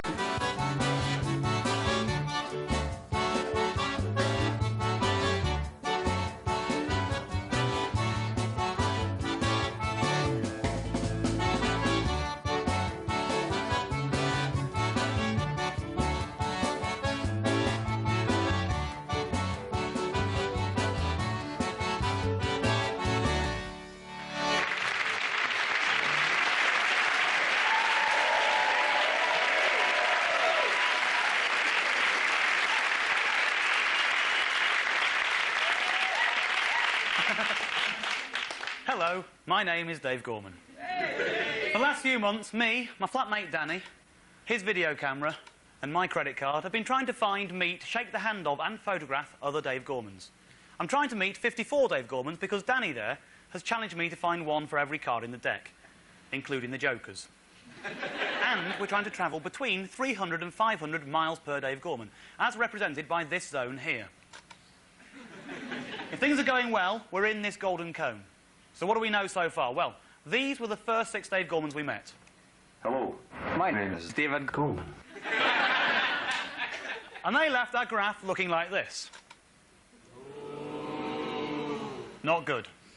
But then we found these 2 Dave Gormans. Hello, my name's Dave Gorman. Who soon put us back on track, as you can see here. Yay! But the next 2... Hello, my name is David Gorman. Live in Italy. And they took us to here. Some hard work found us these Dave Gormans. Hello, my name's Dave Gorman. Which meant we'd met 13 Dave Gormans. Hello.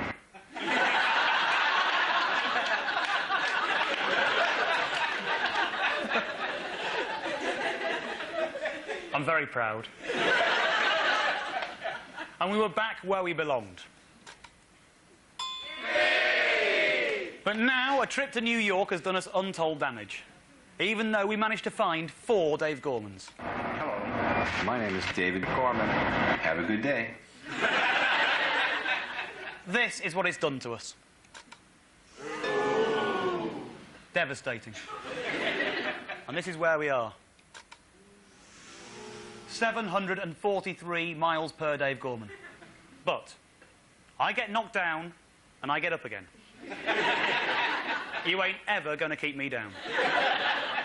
When things go wrong, I don't get downhearted, I work harder. And that's what we propose to do. Clearly, if we're going to arrest this situation, it's time to look local. Now, if you've been following the story, you might remember when we met this man. Hello. When I asked him for an idea to help me find more Dave Gormans, this is what he said. Stickers. Car stickers. We'll start doing I'm that. in a Dave Gorman club, are you? Yeah. Phone this number. Well, let's get on to that.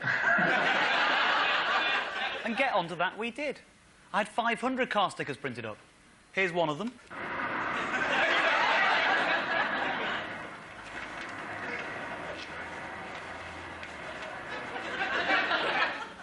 Not sure whose car that was. But I did put one on my car as well.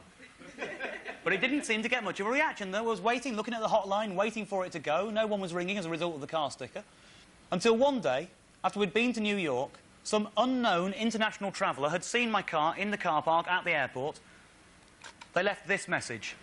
Oh, yeah, hello there. I was in Heathrow a couple of hours ago, and I saw a sticker in a car saying, "Are you in the Dave Gorman Club?" So we followed it up. He left his number, we got in touch with him, we found another Dave Gorman off the back of that. And we went to meet him as soon as he could, because it was manna from heaven. He was local. He lives within the M25. That's exactly what we're after. He lives in a little town called Kingswood. He works for Legal & General Insurance Company. We went to meet him as soon as we could. Here's me meeting him. There you go. He's a lovely Dave Gorman. He works in insurance, like I say, but as you can see, he plays guitar at the weekends. That's what he looks like. This is what he sounds like. Hello. My name's Dave Gorman. That's him. That's his face there. You know he works in insurance, you know what he does at the weekends, you know his name. You know quite a lot about him. I think it's an interesting question about him. Let's see, how old do you think he looks? Any guesses? 30. 25. 25? OK, 25, 30. Well, this man is 40 years of age.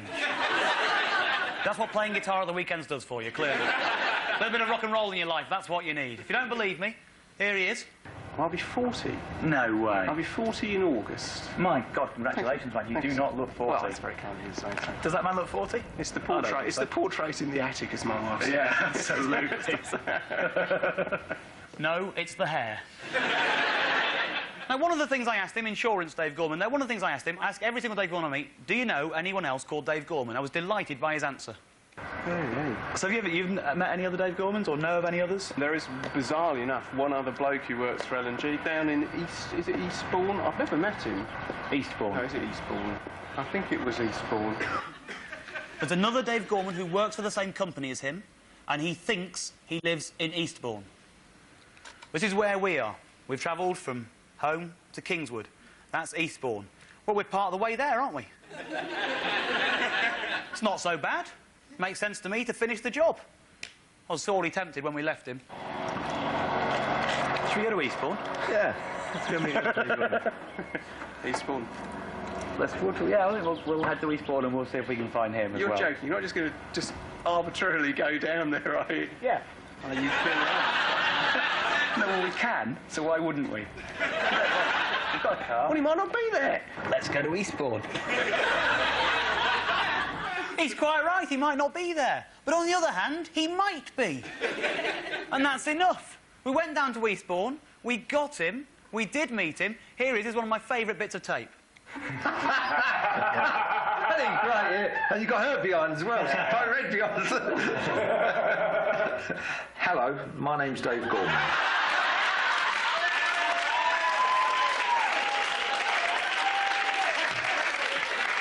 Oh, jackpot! And this is really, really sweet. It really is. I felt so guilty. We interrupted a very, very important part of his day. We play Scrabble most lunchtimes. Fantastic. Are you waiting to start? No, we're just about to start when you arrived, yeah. We have a couple of hours, we have bite to eat and then a challenge match, which has been going on for years. 20 Well, years? You filled one book. Yeah, 20 years. Yeah, Oh, you'll keep a record. I'm just going to recap what's been said there. They play Scrabble every lunchtime. They have a 2-hour challenge match. They've done that for 20 years. And they've kept a record of all the scores. That is quite scary. She said, we've already filled one book. Oh, yeah, we keep a record. If you don't believe me, here it is. This is full up. That's a proper old-fashioned ledger type of thing. D is me, obviously, 29. B plus 131. And so we must have been playing for over 20 years. Could not believe it. It's like playing Top Trump's Obsession. Oh, yes. You might have come all the way to Eastbourne to meet a man who shares your name. No, no, no. I think you'll find this is obsessive. Lovely couple. We had to leave. We couldn't interrupt that game for too long. We had to leave, let them get on with Scrabble game number 7,364. We're on the south coast. This is where we are. And I figured, let's see what else we can find if we travel up this coast. We went to Brighton. We found this man. Hello. He's a carpet fitter, but most importantly... My name's Dave Gorman. We went from Brighton to Portsmouth. We found this man. Hello. He's a marine scientist, but most importantly... My name's Dave Gorman. And from Portsmouth, we hopped over to the Isle of Wight, where we found this man. Hello. That man is a semi-retired lighthouse technician. But most importantly... My name's Dave Gorman. And that man frightens me a little bit. For a start, he's the same colour as his house.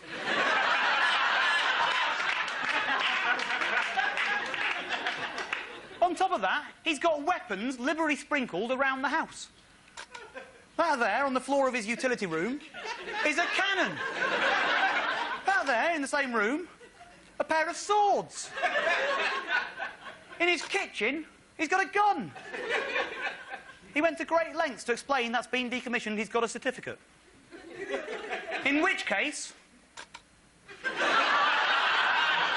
Why is there a skull on his stairs? He's got a dead man's head on his stairs, he's got weapons all over the place, and he can camouflage himself at will. Scary. You might detect it in his accent. He's lived down south for a long time, but he's originally from Birmingham. You can hear it just in there. So I told him about the West Midlands Dave Gormans that we'd met. Now, there's not a Dave Gorman we've met. We haven't explained what we're doing. I'm trying to meet as many Dave Gormans as I can. I've told them all that story. Now, I tell him about the Dave Gorman in Wolverhampton and then the Dave Gorman in Bromsgrove. And there's something about his reaction to the Bromsgrove Dave Gorman that makes me think he hasn't quite been paying attention to me. And we've met a Dave Gorman in Bromsgrove. Oh, Bromsgrove? Yeah. Really? Yeah. Are you sure his name was Dave?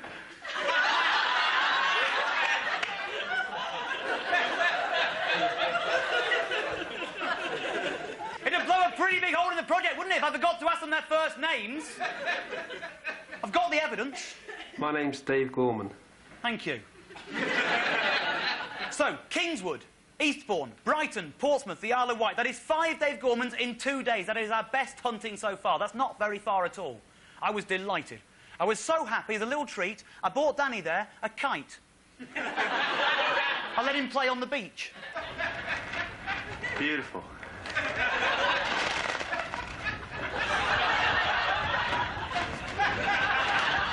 Got caught in my nose.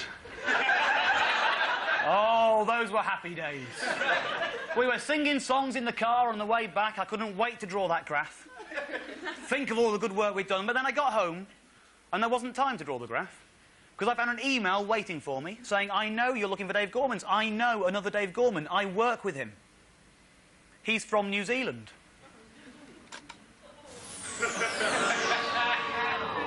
In particular, he's from Wellington. It's marked there on the southern tip of the North Island. I play by the rules of the game. If you tell me about a Dave Gorman, I go out to meet him as soon as I can. And that's what we did. Fortunately, he'd emigrated to London several years ago. Now lives in Northwood, just north of Harrow. We went out to meet him as soon as we could. He's a lovely fella. His name's Dave Gorman. Here he is. Hello, my name's David Gorman. Oh, and a great big Kiwi bear of a man, isn't he? What a great one. That means we've been to Eastbourne, the Isle of Wight, and back into London. We've met 6 Dave Gormans for just that. That's not many miles. That's great hunting. I was so excited. I couldn't wait to show you this graph. And I think you're going to be excited by it as well. See what you think. Now, there is a tendency for people to be slightly disappointed when I show them that. There is no need to be. Look at this. When we were there, 17 Dave Gormans, that was our margin of error. It's huge. 243 miles for every Dave Gorman. But look at that. We've reduced it. Something much more manageable. Technically, it would have been impossible to hit the zone from this point. We'd have had to come down on a downward line. That's the number of miles. It can never go down. We've got to travel more miles. Unless I start giving birth to Dave Gormans, that's always going to be creeping up, OK? We've looked into it. The technology doesn't exist. Actually, it does, but they won't lend it to us. Apparently, we're too trivial.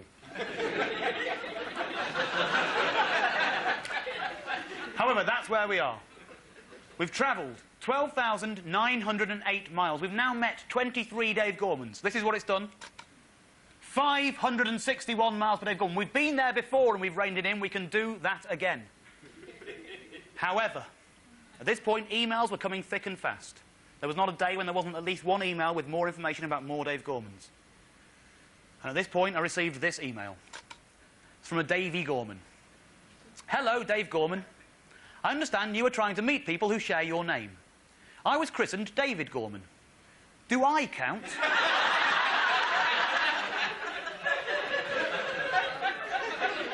I think my great-grandfather's name was also David Gorman, although he is no longer with us. My family hails from Boston, but I now live and work in Hawaii. Interested? Sincerely, Davey Gorman. And of course I was interested. I got up the next day, I went straight to the phone, I started ringing travel agents. And I was on the phone waiting for them to pick up, and I suddenly thought, hang on a minute, that's a bit suspicious. And I put the phone down, and I went back and had another look at that email. Because that email came from an address, davey.gorman@hotmail.com.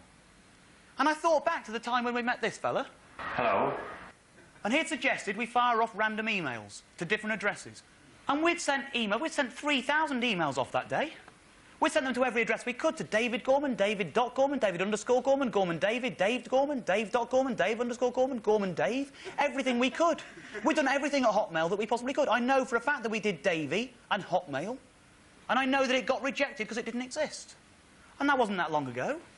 And it's possible that someone else has come along and registered that address since, but it seems unlikely. It's certainly worthy of investigation, certainly before you buy an aeroplane ticket. So I got a friend of mine in called Gareth, who's got a computer science degree. And he checked out my computer. Now, I don't know if every computer has got a number that identifies it. And if you send an email, whatever address you send it from, if it goes from that computer, that number goes with it somehow. And you can find out what that number is if you're Gareth. It's sort of view, source, Gareth. That's how you do it. I have no idea how you do it. You can find that number. And if you've received 2 emails from the same computer from different addresses, you can cross-reference those numbers and find out whose account that came from. And I now know who is responsible for sending me that Hawaii email. That Hawaii email was sent to me by none other than Mr. Danny Wallace. My own son in flatmate! Trying to make a free trip to Hawaii out of me when he would fail to find a Dave Gorman! Don't laugh at him for that! He doesn't deserve your approval! Oh, he's not in, Dave! Let's go to the beach! Ha, ha, ha!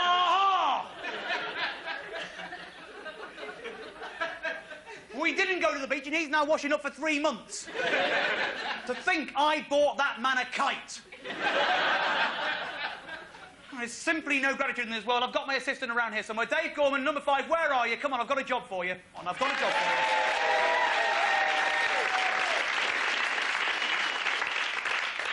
you. Dave, that is Danny's kite. Take it away and destroy it.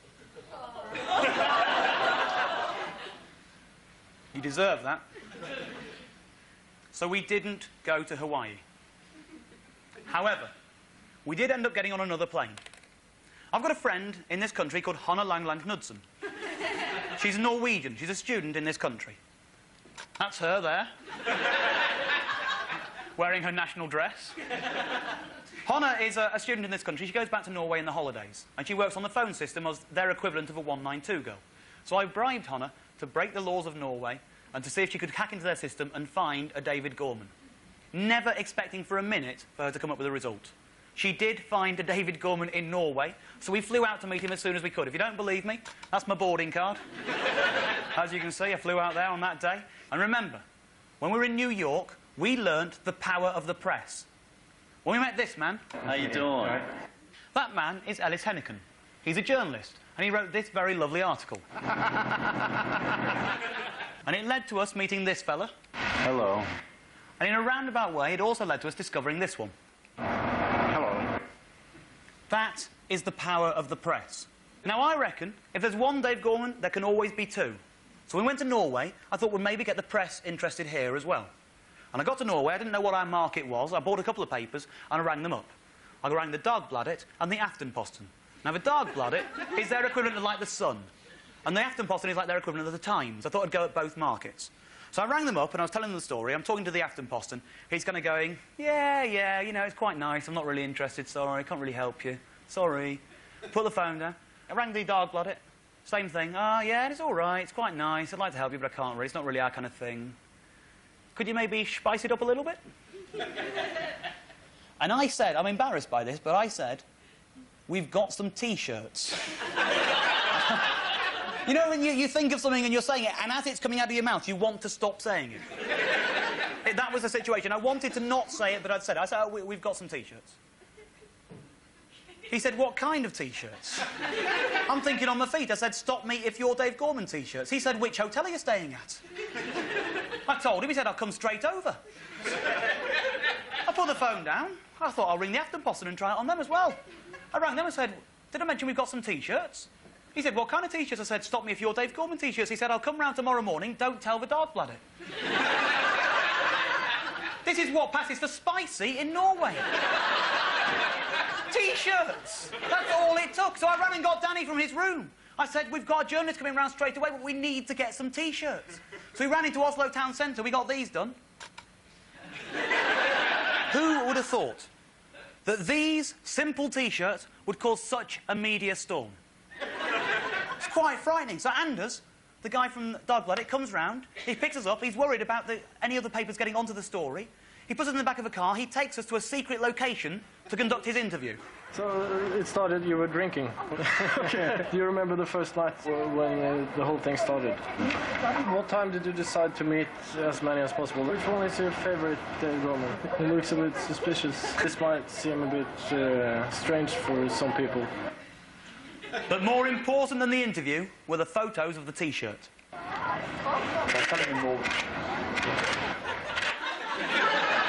I told Anders that we wore these T-shirts every day as part of our Finding Dave Gorman's campaign. And he believed me. In spite of the fact that it is clearly brand spanking new, mine even has a 50 krona price tag hanging off the back of it. Absolutely incredible. So we do that interview, and we go back to the hotel, and we're walking into the lobby, and a man comes up to me and says, excuse me, are you Dave Gorman? And I'm thinking, how does he know that? And then I think, I'm wearing the T-shirts.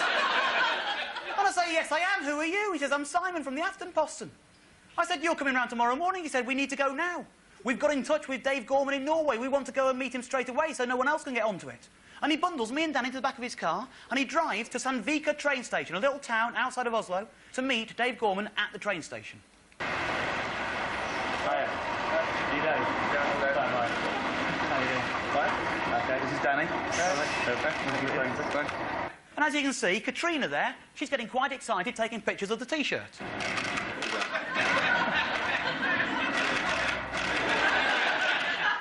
He's a lovely lad. He lives in Norway. His name is Dave Gorman. Here he is. Oh, look at that. It's a pleasure to meet him. He's a lovely young fella. That's what he looks like. This is what he sounds like. Hallo, jeg heter David Gorman. They really are just making that language up, aren't they? There were no words there between hello and David. That was hello, David Gorman. It's not. Incidentally, before I move on, it's important I clear this up. That's the picture of me shaking hands with him. It's very important I point this out.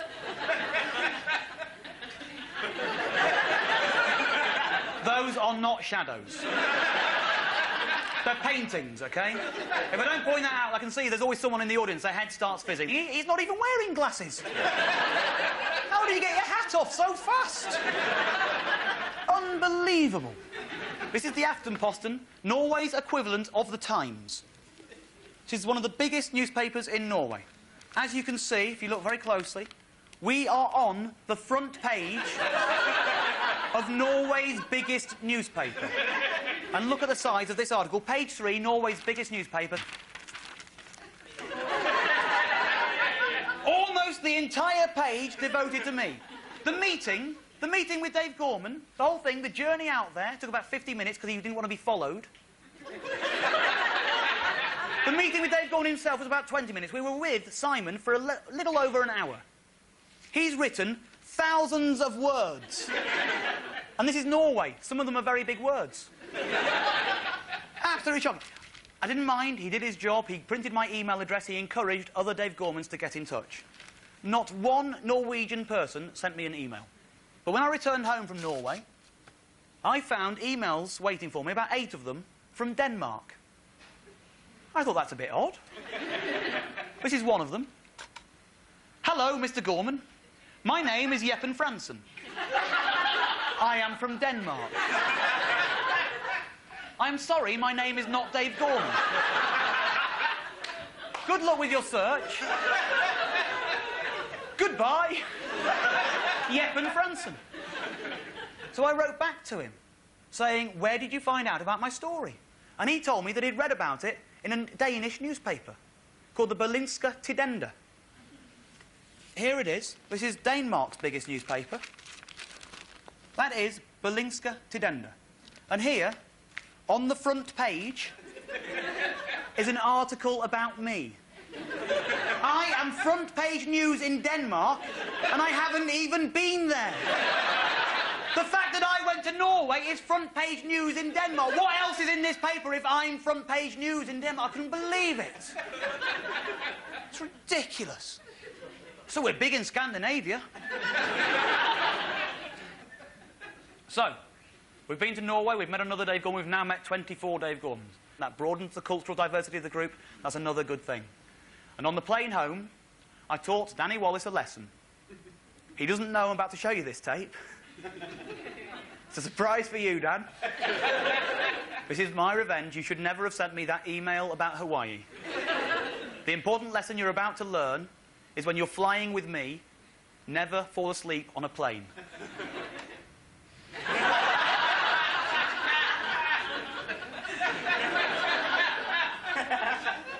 We've met 24 Dave Gormans. There are only 30 more to go. Now, when we'd met 17 Dave Gormans, this is what the average Dave Gorman face looked like. We've met 7 more. Let's see how that's affected the average.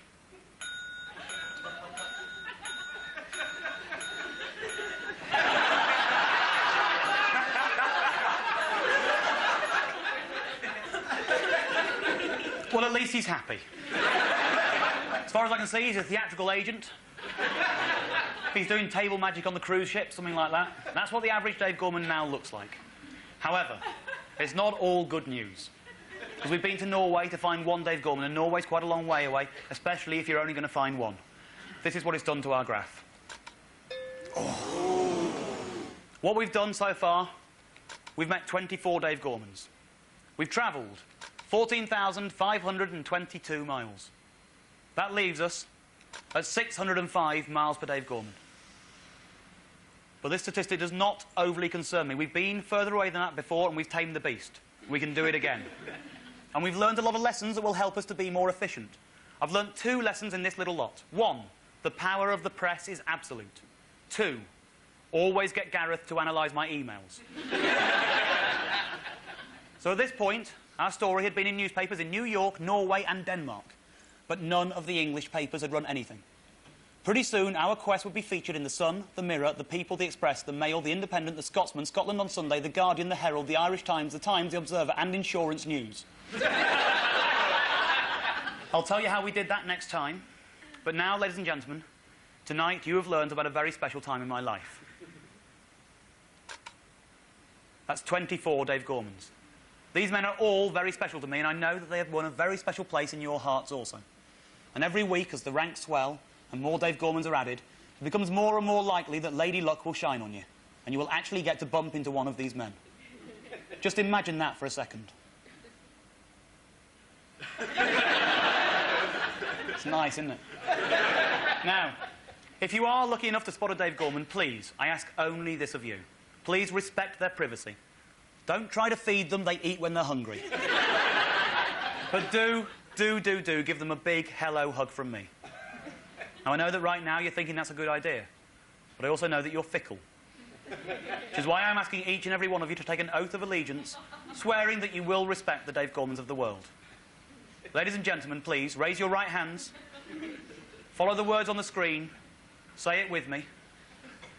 I do solemnly swear that I will do everything in my power to respect, honour and, if necessary, obey all Dave Gormans. I promise that whenever I meet Dave Gorman, I will not hassle, bother or pester him in any way. But I will give him a big hello hug from you, the Dave Gorman I see before me now. However, this applies only to true Dave Gormans, and not to their flatmates, but the heavenly bastards, visitors and unfortunately, who would risk the financial ruin of Dave Gorman in return for a trip to one of the world's premier holiday resorts. For he is a girl, a big girly girl, who is not fit to live in the shadow of one very name, Dave Gorman. My name's Dave Gorman, thank you very much. Good night. Dave Gorman continues his diligent search now on BBC Two, leaving no stone unturned in his attempt to draw together the biggest ever collection of Dave Gormans.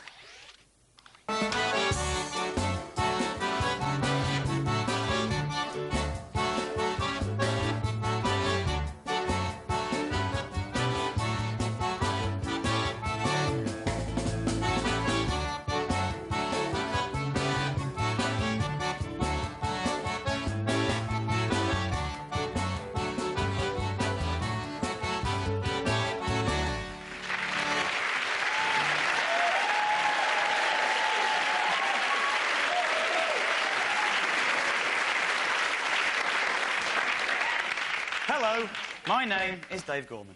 For the last few months, me, my flatmate Danny, his video camera and my credit card have been trying to find, meet, shake the hand of and photograph other Dave Gormans. I'm trying to meet 54 Dave Gormans because over a game of cards, Danny there has challenged me to find one for every card in the deck, including the Jokers. So far, I've met 24. Hello. Hello. Hello. Hello. Hello. My name is Dave Gorman. Gorman. Have a good day. That's the good news. But I'm trying to travel somewhere between 300 and 500 miles per Dave Gorman. And annoyingly, amongst the 24 that we've met so far, there's been one in France. Hello. 2 in Italy. Hello. My name is David Gorman. 4 in New York. Hello. My name is David Gorman. And 1 in Norway. Hallo, jeg heter David Gorman. Which means that our mileage has risen to 14,522. Which means that for 24 Dave Gormans, we're now outside the target zone at 605 miles per Dave Gorman. Leaving our graph looking like this. As you can see, we haven't been in the zone now since we've met our first 13 Dave Gormans. Hello. Now, while the trip that did the most damage to the graph was our trip to New York, it was on that trip that I discovered how useful a bit of publicity could be. Because while in New York, this article appeared in the daily paper. And that led to us meeting both of these men. Knowing this, we tried to get in some other newspapers, so far only succeeding in Norway and Denmark. Now, it's all well and good being big in Scandinavia. We can all do that. But is it likely to be helpful? Well, let's take a closer look at the 24 Dave Gormans we've met. There are 3 Dave Gormans in continental Europe. As you can see, that means the continent is home to just 12.5% of Dave Gormans. But as you can see, they're just pipped by the Americas here, with 4 Dave Gormans making just over 16%. Although it must be said, New York is far outperforming Buenos Aires there.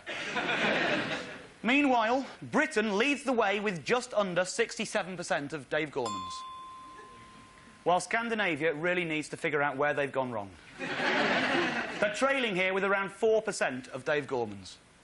And I think when you look at their relative land masses, we really do have a lot to be proud of on this little island of ours. Well done, everyone. Basically, you're about 16 times more likely to find a Dave Gorman in Great Britain than you are in Scandinavia. That's as true today as it's ever been.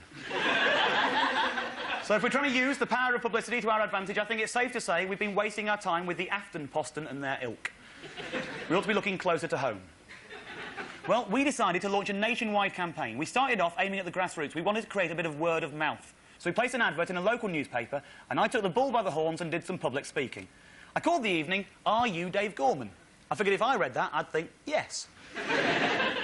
My first engagement was at Windsor Arts Centre. If I'm one in Bombay, I will go. Approximately 15 people showed up. None of them were called Dave Gorman. But I encouraged them to go away and try to find me one, and they seemed to take that responsibility on board. Next, we travelled to Hammersmith, where we had an audience numbering nearly 100, and a magical thing occurred. Ladies and gentlemen, is anyone here called Dave Gorman? Yeah.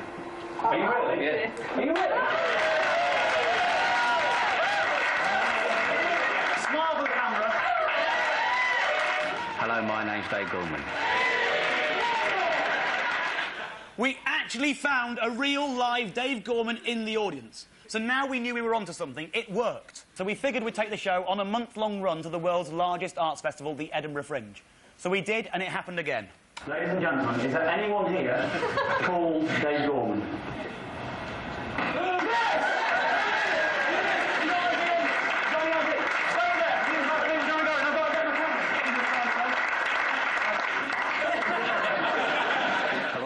My name is David Gorman.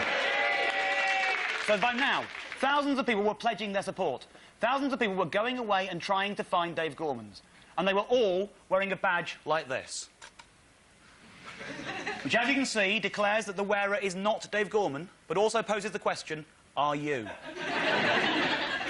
But the campaign message wasn't just being carried on the lapels of strangers. We were making the news. The Times, the Sunday Times, the Independent on Sunday, the Guardian, the Observer, the Telegraph, the Herald, the Sunday Herald, the Mail, the Express, the Scotsman, Scotland on Sunday, the Mirror, the People, and even the Sun all carried news of the search and appealed for Dave Gormans to come forward. This is the Sun. This is quite clearly page 3. That is half of page 3. I've got equal billing with Joe, 21 of Leicestershire. I am the bonkers story next to the tits. And they've used 3 photos of me meeting Dave Gormans, and who do you think took these pictures? Yes, my flatmate Danny Wallace. All of a sudden, Danny can claim to be a page 3 photographer. Something he has been claiming for many years. Now, I'll tell you this for a fact. If you don't read The Sun, you know someone who does. So I know that that day, countless Dave Gormans were faxed copies of this story. This was guaranteed to reach my target audience, Dave Gormans. But it wasn't just newspapers. TV was covering it as well. And this next man I'm going to show you is called Dotun Adebayo. He's a writer, he's a critic, and he's a very, very serious man. I think there were moments when I thought Björk can act, but unfortunately, if the script is so weak, the script has got to allow an actor or an actress to act as such, and I don't think they had very much to go with. That's him discussing Björk in a Lars von Trier's film. This is him discussing the debut play from Whitbread Award-winning novelist Kate Atkinson.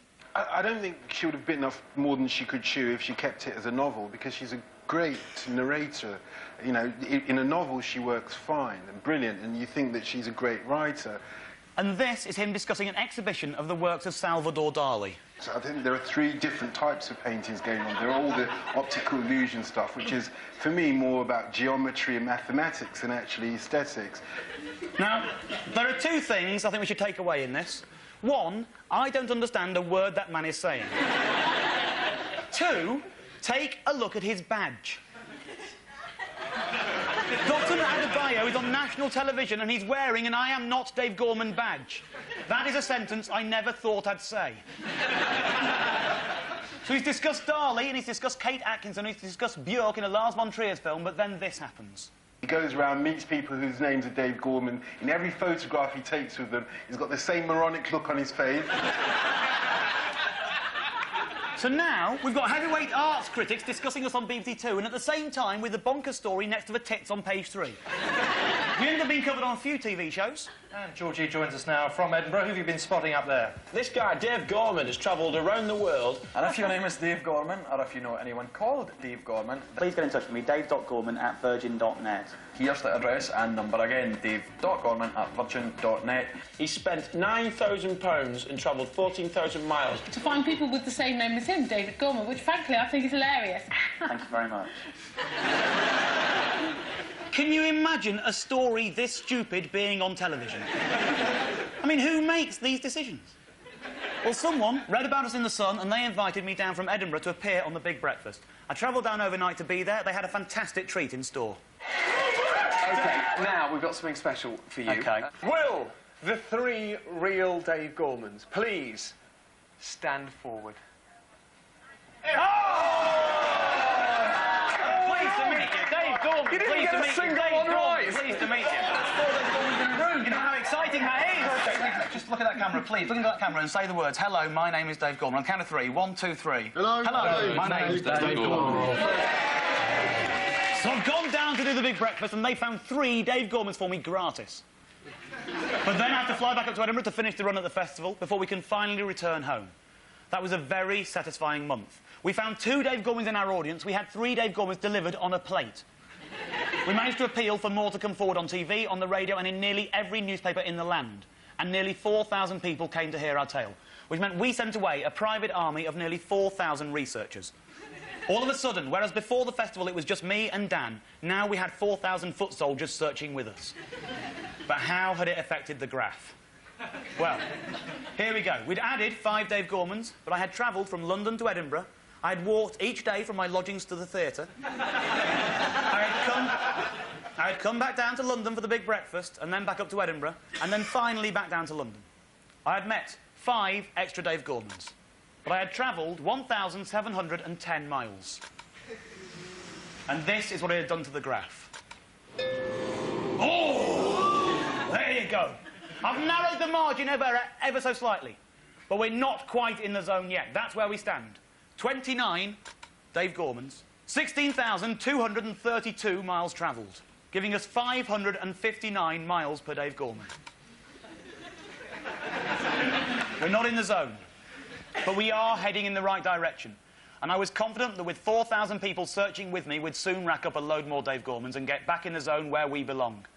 And they were searching for us. Every day we would receive letters, phone calls and emails telling us about more Dave Gormans. And we acted on it immediately. In one extremely busy day, thanks to tip-offs from my private army, we travelled to Dunstable, Daventry, Peterborough and then Tottenham. We met this man. Hello, my name is Dave Gorman. This man. Hello, my name's Dave Gorman. And then this man. Hello, my name's Dave Gorman. And then this freak. Hello, my name's Dave Gorman. That is 4 Dave Gormans. For only 312 miles. And this is what it does to the graph. Ooh. Look at that, it's so close you can't even tell if we're in the zone or not. It couldn't be any closer. That's where we are now. 33 Dave Gormans. 16,534 miles travelled. Giving us 501 miles per Dave Gorman. 501 poxy mile per Dave Gorman. It's a tragedy, so close. What I needed now was a Dave Gorman close to home. The next Dave Gorman will be the 34th Dave Gorman. Now, 34 times 500 is 17,000. If we're going to get in the zone, we need to have travelled 17,000 miles or less. So far, we have travelled 16,534 miles. So we need to find a Dave Gorman somewhere on a round trip of 466 miles or less. That means we need to find a Dave Gorman somewhere within 233 miles of home. This is our target area. This is the 233-mile inclusion zone around my flat. We want just one Dave Gorman anywhere in here and we're back on track. The next Dave Gorman I learnt about was a policeman. He lives in DeKalb County, Georgia, in the US of A. And as you can see, literally all of the state of Georgia falls some distance outside of our target. But we got in touch with the American cop, Dave Gorman, and we found out some good news. Turns out Dave is an Irish-American cop. He actually lived in Ireland until he was 16. And he was now organising a trip of other Irish-American cops from the States to Dublin. So we got clever. Why not let him travel 4,000 miles and we'll only have to do 300? It is still outside our target area, but if we can find just one more Dave Gorman while we're there, that's not a problem. So we flew to Dublin. If you don't believe me, here's my boarding card. On our first day in Dublin, we did find the extra Dave Gorman we needed. Hello, my name is David Gorman. But we also found another 3. Hello. Hello. Hello, my name is David Gorman. That was 4 Dave Gormans in one day in Dublin alone. That is a result. The next day, we go out to the airport to try and meet the American cop. We're not sure what time he's arriving. We don't know what he looks like, so we use the time-honoured method for meeting people at airports. I have friends that live in Dublin. What if one of them is coming through that airport? This is the definition of showing off. Oh, look at me, the amazing self-captioning man. But while I wasn't happy stood there like that, with the benefit of hindsight, I'm very glad I did. Because 20 minutes before his flight was due to land, they announced that it was going to be 90 minutes late. But while I'd been stood there, someone had come up and said, "Excuse me, are you waiting for the pilot, Dave Gorman?" I said, "No, I'm waiting for the American policeman, Dave Gorman." She said, "Oh, only the pilot, he'll be in the lounge." So now I've got some minutes to kill and another Dave Gorman to find, and I found him. Hello, my name's Dave Gorman. We met him before getting back into arrivals in time to meet the flight from Georgia. How you doing? Hey, bud, how you doing? I'm Dave Gorman. All right, Dave, how you doing? Nice to meet you. Who inexplicably decided to shower me with gifts. Here, take that. Oh, fantastic. Look at that. Here, take that NYPD, please. Are you sure? Yeah. That's lovely. No other Dave Gormans give us presents.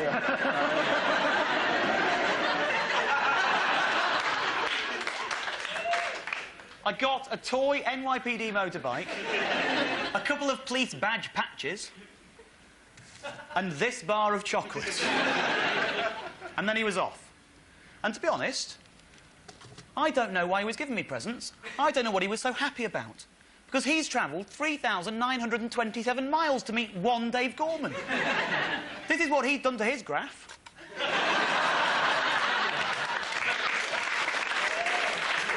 Oh, you look at that! That's rubbish! He's only met one! That is the biggest margin of error I've ever seen in my life. He's never going to get into the zone at that rate, is he? It's almost as if he isn't even trying. Still, we were obviously onto a rich seam in Dublin. 2 days and 6 Dave Gormans. Oh, it's such an exciting place. We decided to stay an extra day, and we found yet more Dave Gormans. Hello. Hello. Hello, my name's Dave Gorman. And that last one there is brilliant. We had a good time with him. He's a big man in the international freight game, but while he told us all about freight, I got the impression, like when I told him about my mission, he wasn't really taking it all in. See what you think. I'd been with him for 40 minutes. I've explained that we are trying to meet every Dave Gorman when I first met him. After 40 minutes, this happened. Plenty of us here because even my young lad is Dave Gorman Jr., you know. Is he really? Yeah.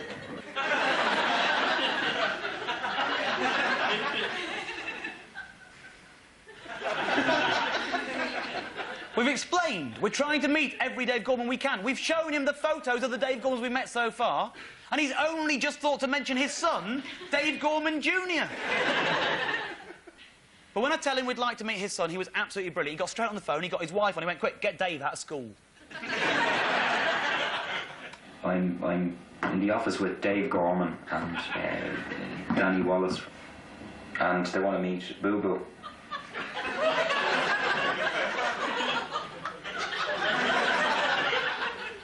We get to his school, and there in the car park, waiting for us, we find his mum and his grandma and him, and little 5-year-old little Dave Gorman there. He went all shy. He would not get out of the car.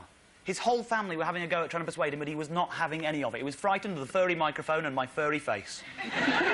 Well, then I'll get out as well. Come on. Listen, it's only me, kid. Come on. Come on, Boo. Mummy wants us to get back in the car. Come on, Boo.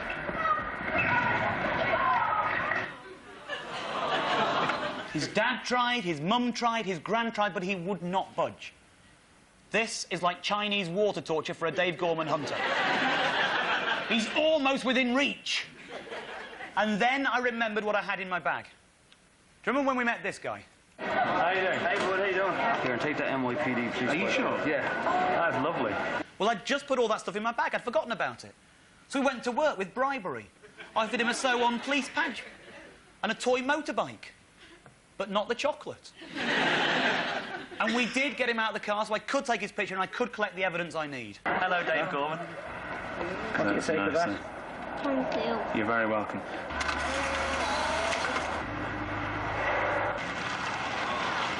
Hello, my name is Dave Gorman.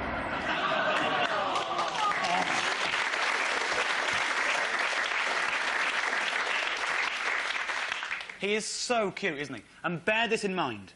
He lives about 5 miles from there. He's met me. He's obviously met his dad.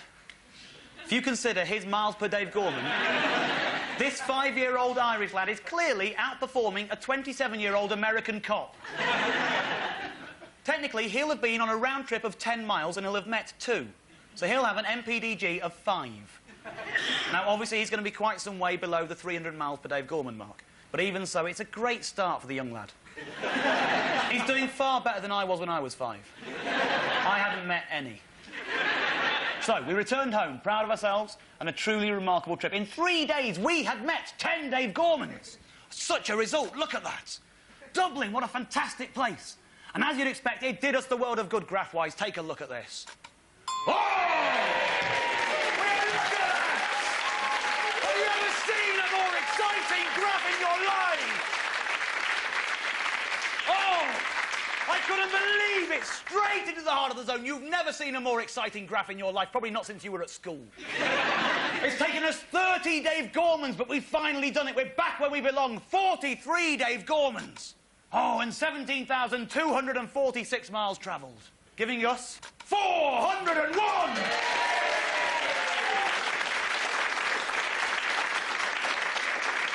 Could not believe it. Almost slap bang in the middle of the zone. It's an incredible result. That is an occasion worth celebrating. So tonight, ladies and gentlemen, you all get to take away a piece of celebration American chocolate, courtesy of Dave Gorman, number 39. Now, we need to break this down into approximately 100 pieces. There is one man I trust above all others for a job like this. He's made the trip down once more, ladies and gentlemen. We can't keep him away.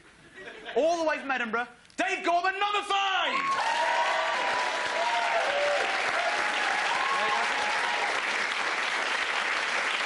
Absolutely, give him the love he deserves. He is a Dave Gorman. You don't have to say anything. It's all queued up. It's all ready. Just got to press the button. Hello, my name's Dave Gorman. Dave, I want you to take that away, break it into 100 pieces, make sure everyone gets one at the end of the night. Good lad.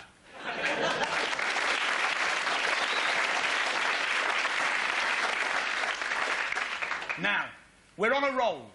After spending 30 Dave Gormans in the wilderness, our time has come. And I was determined to stay in the zone. But the next thing I learned was that there was a David Gorman in Israel. You might expect me to be concerned about this, but I wasn't, and this is why. This is the email I received. Hi, Dave. First, the homework you asked me to do in your show. I've just phoned 144 Information Israel. I asked the operator for all Dave Gormans listed in Tel Aviv, where I work and live. She gave me no less than 5 names. That's 5 Dave Gormans in Tel Aviv alone. What does this do for your statistics, for the MPDG? Your motivation must be rocketing as you read this. He knows me well. Here they are, and below there were 5 Dave Gormans listed. So as you can see, while it may be many miles away, there are multiple Dave Gormans, so it should be okay. So we booked our tickets and we flew out to Tel Aviv. If you don't believe me, here's my boarding card. We went out to find 5 Dave Gormans. we found one man with 5 phones.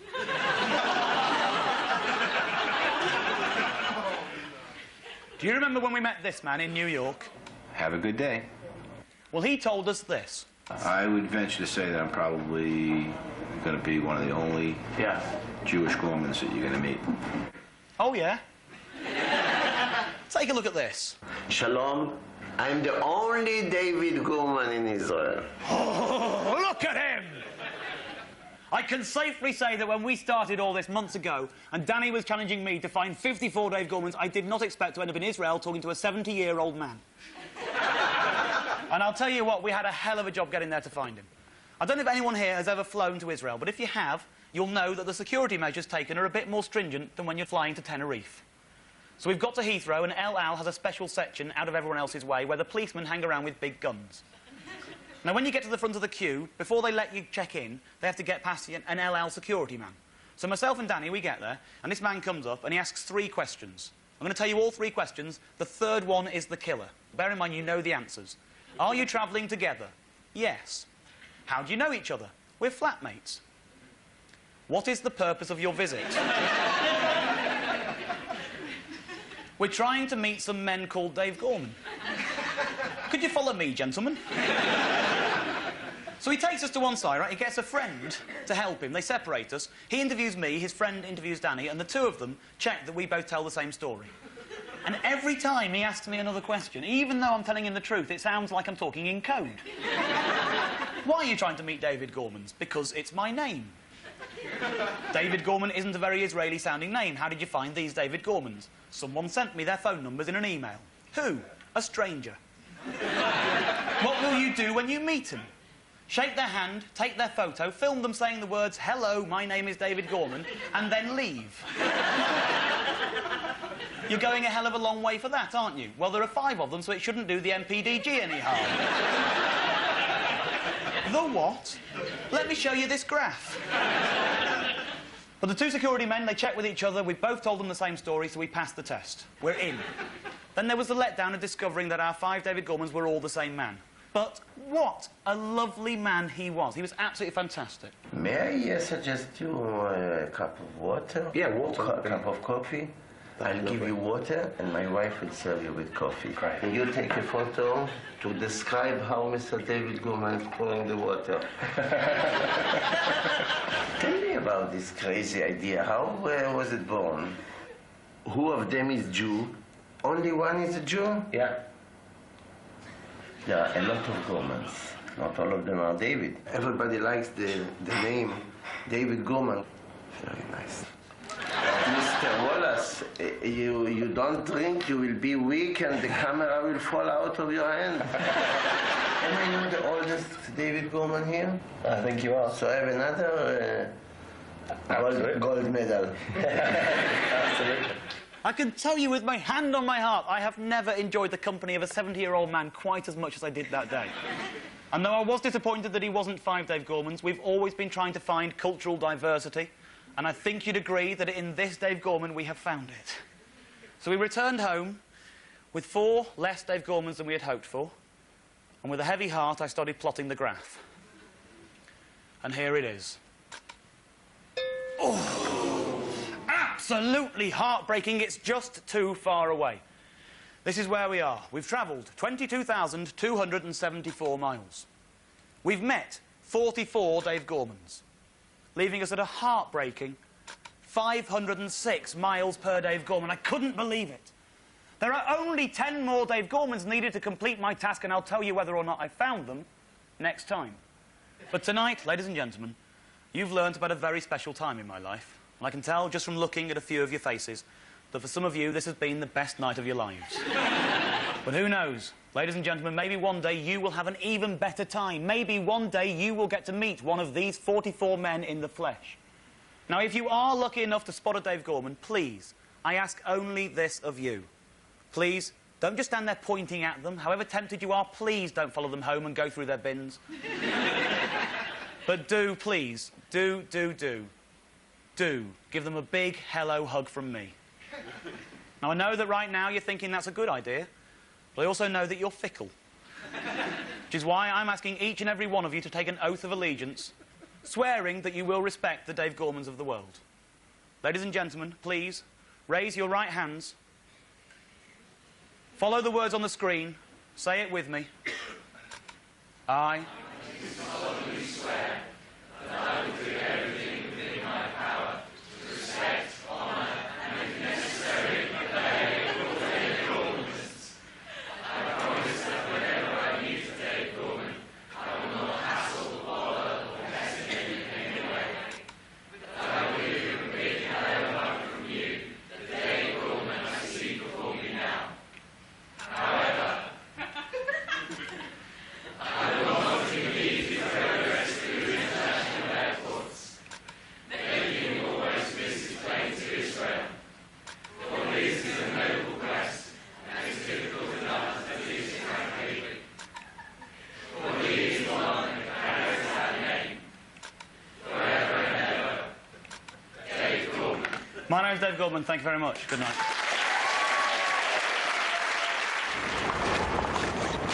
Shalom, John Zaritsky. Have a good time here. Thank you. Yes. Oh, thank you. So.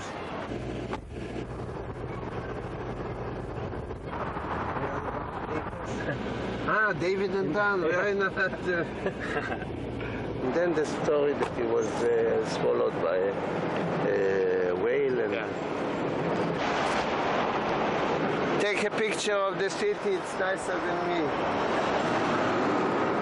I'm the only David Gorman in Israel. Thank you.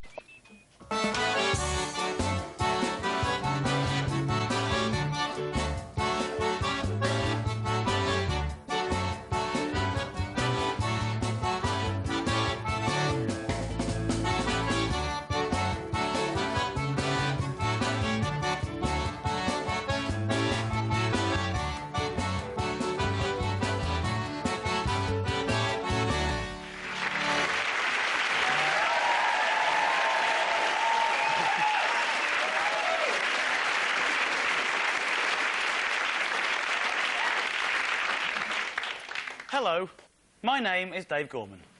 For the last few months, me, my flatmate Danny, his video camera and my credit card have been trying to find, meet, shake the hand of and photograph other Dave Gormans. I'm trying to meet 54 Dave Gormans because Danny there has challenged me to find one for every card in the deck, including the Jokers. So we're chasing 54 Dave Gormans and we're doing well. We're up to 44, only 10 more to go. But while we're trying to reach 54, for each Dave Gorman we find, we are trying to travel not less than 300 miles, but crucially, not more than 500 miles. This is the target area here. This is the number of Dave Gormans we've met. This is the number of miles we've travelled. If we're on target, we should be in this zone here. Now, in the beginning, it was tough. There was even a Dave Gorman in Royal Leamington Spa who refused to meet me. I know. I can't tell you how angry that makes me. Anyway, these are our first 24 Dave Gormans. Hello. Hello. Hello. Hello. Hello. My name is Dave Gorman. Gorman. Gorman. Have a good day. Meeting the first 24 Dave Gormans involved trips to France. I have never been anywhere like this in my entire life, Dan. Italy. Yeah, I can't talk now, I'm on a gondola. New York. And Norway. This is what our graph looks like.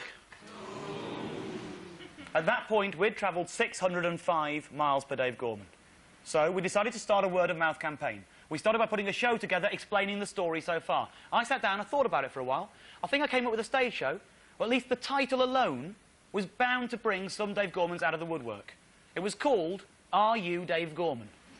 It worked. 2 Dave Gormans read the title, thought that must be for me. Hello, my name is Dave Gorman. But thousands of other people came as well with their other names. So I gave them all a badge that says, I am not Dave Gorman. Are you? And it worked. All of a sudden, the hotline started ringing and strangers were telling me about fresh Dave Gormans. But the media started getting interested as well. And every time they did, the search got a little easier. I was invited onto the big breakfast and they had 3 Dave Gormans for me. that number of Dave Gormans was rising, and the miles per Dave Gorman was tumbling towards the zone. Before the Edinburgh Festival, we were at 605 miles per Dave Gorman. When the festival was over, we were at 559 miles per Dave Gorman, and this was our graph. In one day, we met these 4 Dave Gormans. Hello, my name's Dave Gorman.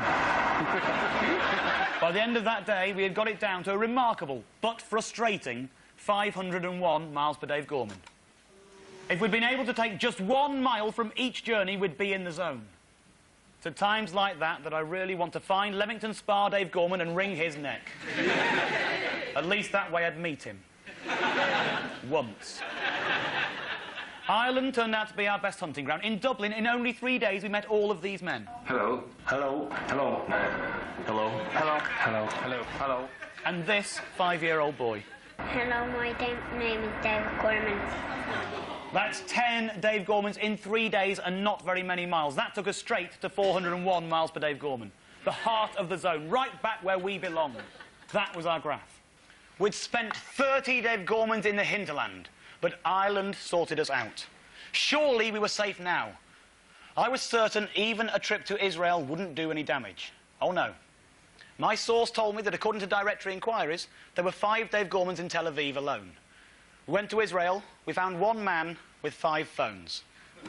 I'm the only David Gorman in Israel. So this is where we are now. So we've had the sweet smell of success, but it only lasted for 1 Dave Gorman. I wanted it back. We found out about 3 Dave Gormans in Manchester. We got straight on a train. We met this Dave Gorman. Hello, my name's Dave Gorman. And we met this Dave Gorman. Hello, my name is Dave Gorman. And we went to the offices of the Manchester Evening News with an appointment to meet the 3rd. This is what happened.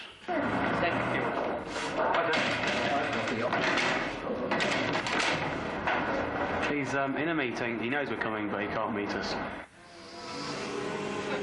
Apparently he was in a meeting. Who knows? Maybe he was in a meeting. Maybe he was meeting Royal Leamington Spa Dave Gorman. Not that I let it get me down, because I was very happy with the Dave Gormans I had met. They were both lovely. It's a good job they were as well, because this Dave Gorman is the hardest man I've ever met. When I show you this tape, you will believe me. But look out, he has also got a sensitive side, right? I'm going to show you this tape. You'll see that he's hard. See if you can spot his sensitive side. It's hidden in there somewhere. I do Thai boxing, yeah. Turn around like that. And there's a guy about 6'9". Look like Arnold Schwarzenegger. There's bullets flying everywhere. Ashtray on the back of my head. I'd punch the end of his elbow. My arm smashed in. I'd come out my corner, ding ding, punch one guy. I don't know if you can see that there. Completely smashed my collarbone. Boom, that would finish you off. Got a stick around the top of my head. I had stitches up there. And I had an hole under my arm. That scar there. Yeah. The paintings I've got on my wall, I don't know if you saw them. I did them, you see. Yeah? And that's another peculiarity because, yeah, I'm a Thai boxer, I'm a doorman. But yeah, I'll do fine, you know, birds and watercolours.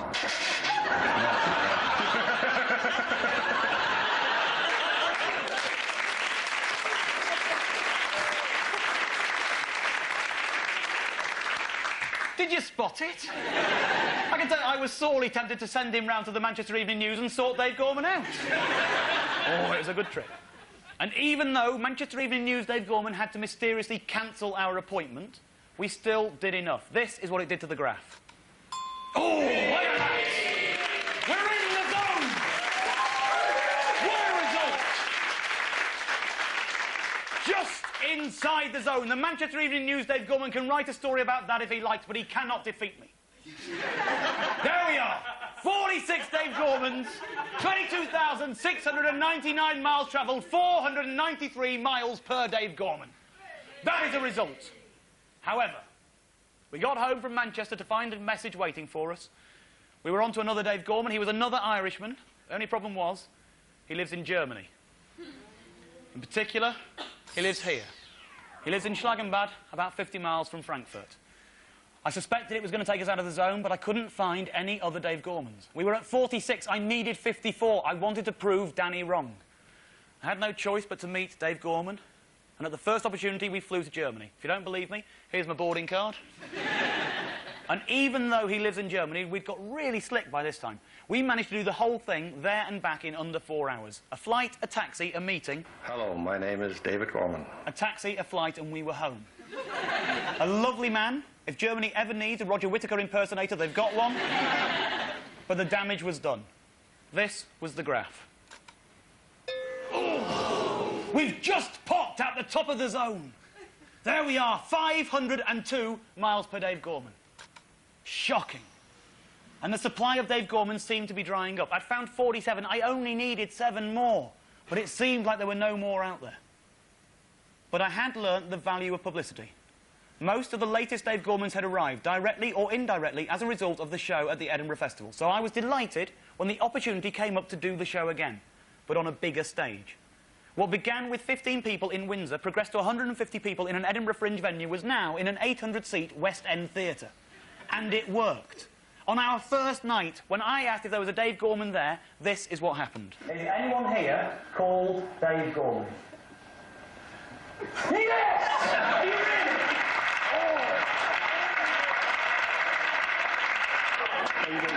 Oh, you know how excited this made me. Can you possibly leap up on here? You're not wearing a skirt. Come on. Lovely, lovely man, but he's made one elementary mistake. He's wearing an I am not Dave Gorman badge. But don't let that cast doubt in your mind. He is a Dave Gorman. We have got the proof. Hello, my name's Dave Gorman. See? Proof if proof were needed. So now we're up to 48 Dave Gormans, and this is what it does to the graph. Yes! We're back! That's what we want! 48 Dave Gormans! Oh, yes! 23,617 miles travelled. Oh, yes! We're back in at 492 miles per Dave Gorman. That is a result. But we still need 6 more. And Danny was getting smug. He was starting to gloat. He thought I wasn't going to be able to reach 54. But if he wants a Dave Gorman for every card in the deck, including the jokers, I'm going to find them for him. And I still had an ace in the hole. When I did the stage show, I offered the audience a golden opportunity. I know that even though it isn't everyone's birthright, there are people out there who are good enough to be a Dave Gorman. That is why I offered to assist if anyone wanted to change their name legally by deed poll to Dave Gorman. Amazingly, not many people took me up on the offer. Most nights, this is what happened. Okay, it's absolutely serious. That offer is a genuine offer. It's going once. It's going twice. It's going 3 times. It's going 4 times. OK, never mind. But there were a few nights when it got quite exciting. It's a serious offer. Is anyone going to take me up on that? I'll f***ing take it, mate. I'll take it. We're all Dave Gorman.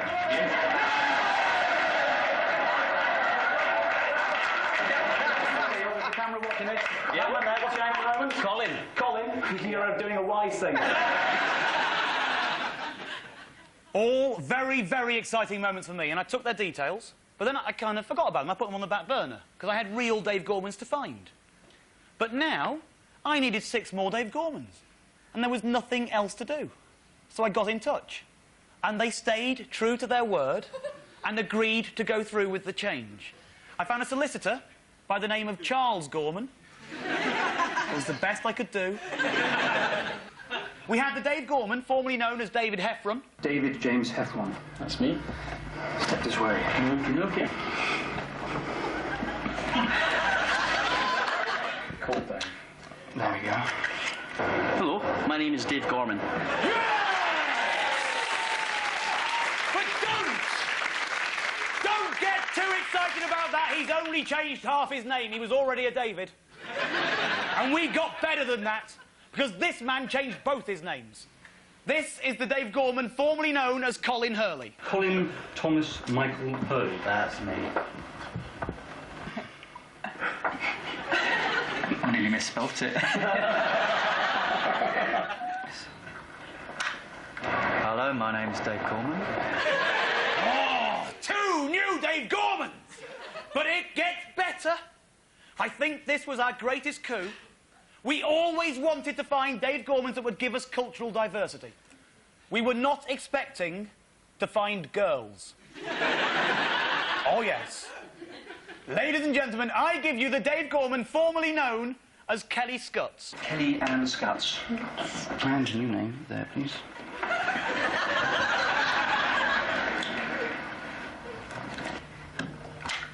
Hello, my name's Dave Gorman.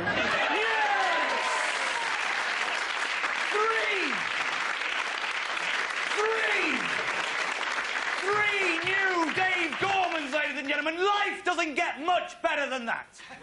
But I'll tell you what, it does get better for you tonight because two of the three are here. Give them the hero and the heroine's welcome they deserve. As I say, take a bow, Dave Gorman and Dave Gorman. Go on! There they are, this is for Dave Gorman, formerly known as Colin Hurley. Stand up, Colin, take my hand.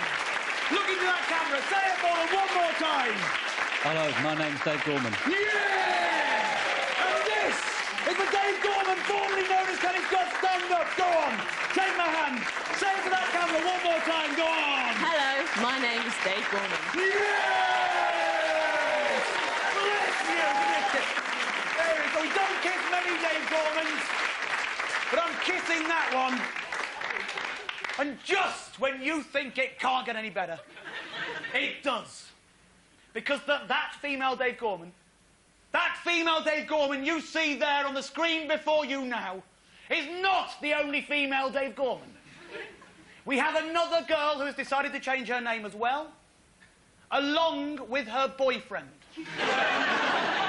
We have set a new record for intimacy between Dave Gormans. They were a lovely couple. They're now a lovely couple of Dave Gormans. These are the Dave Gormans formerly known as Graham Clemenson and Pascal Beatrice Noel. Graham Richard Clemenson. Yes. Pascal Beatrice Noel. Right, come out.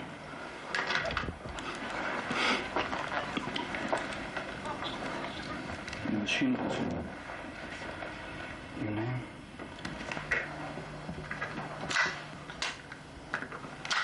Hello, my name is Dave Gorman. Hello, my name is Dave Gorman.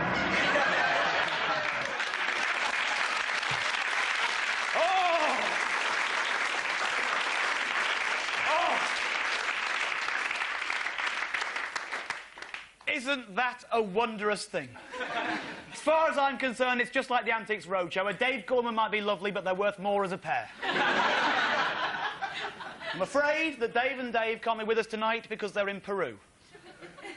What could possibly be more romantic than travelling the world with matching passports? Just think what we have created here. Somewhere in Peru, Dave Gorman is making love to Dave Gorman. How proud am I? I wish them well, obviously, fingers crossed. We are hoping for the first inter-Dave Gorman marriage. I've asked that if they do, they take a double-barrel surname. I want to see the first Mr. and Mrs. Dave and Dave Gorman Gorman. That is 5 new Dave Gormans. 2 of them are girls. Who would have thought that at this stage, Dave Gormans would be about 96% male? I've been through the figures a few times. I've had other people check them for me, and apparently I am 2 times more likely to be a girl than I am a homosexual. I've learned a lot in the last few months, but that was possibly the most surprising. This sets all kinds of records. Early on, this was our youngest Dave Gorman. Hello, my name is Dave Gorman. But now we had 5 Dave Gormans who were barely 20 minutes old. These people are responsible for taking me to the brink of success.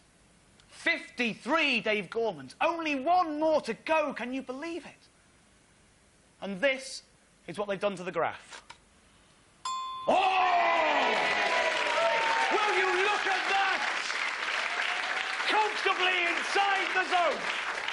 There we are. That is 446 miles per Dave Gorman. We want to find 54 Dave Gormans. Well, 54 times 500 is 27,000.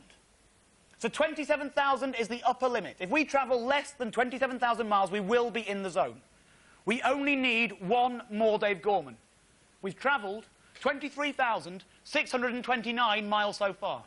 Now, 27,000 minus 23,629 is 3,371. That means we can find our next Dave Gorman anywhere within a round trip of 3,371 miles. We want a Dave Gorman anywhere within a radius of 1,685.5 miles. Surely we can manage that. Imagine then my dismay when I found out about a Dave Gorman that lives 153 million miles away. Somebody, a well-meaning person no doubt, saw the show I did in the West End. They wanted to help me. They weren't called Dave Gorman. They didn't want to become a Dave Gorman, but they thought they knew a way to make a Dave Gorman exist. They named a star after me.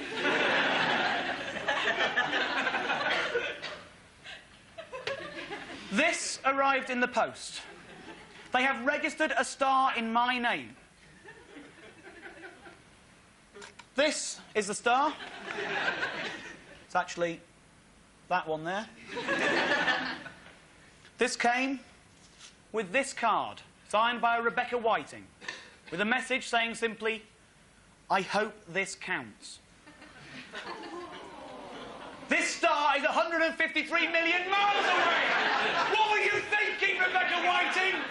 If I go to meet this star, what would that do to the miles per Dave Gorman? This is what it'd do. We would then have travelled 153,023,629 miles. And we would have met 54 Dave Gormans, giving us a miles per Dave Gorman of 2,833,770. That is an error of 2,833,270 miles for each and every Dave Gorman. If I meet that Dave Gorman, and I want to get back into the zone, even if I travelled no more miles and each and every Dave Gorman was brought to me, I would need to meet another 306,048 Dave Gorman. What do you think I am, Rebecca Whiting? Some kind of lunatic? So unless you want to bring 306,048 new Dave Gormans to my house, Mrs. Whiting, I'd rather you didn't dabble in things you don't understand. I only needed one more Dave Gorman.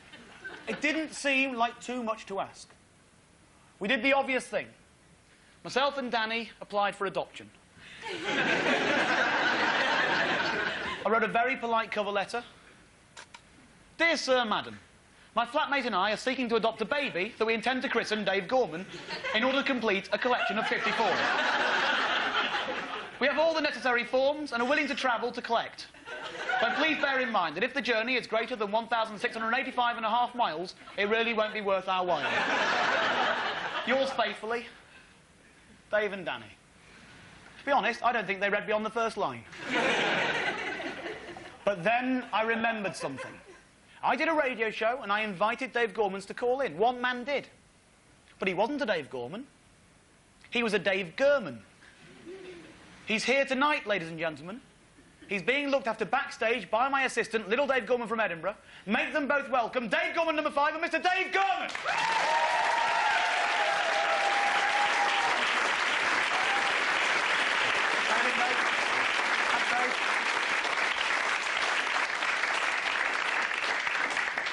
Now, Dave, just confirm these facts for the audience. Your name is Dave Gorman? Dave Gorman. That's spelled with a U, not an O? That's right. OK. Everyone you ever meet calls you Dave Gorman by accident? They do. They don't understand it. You want to be a part of my brotherhood? Desperately. OK. Now, I think we've made a convincing case for Dave Gorman to count. Bear in mind that if he counts as a Dave Gorman, my quest is over and the rest of my life can begin. My fate, and his, rests in your hands, ladies and gentlemen. If you look under your seats, you should find a keypad that we've stolen from the Generation Game. The question is, does this fine, upstanding Dave Gorman count? It's the green button for yes. It's the red button for no. Please, do the right thing. Press your keypads now.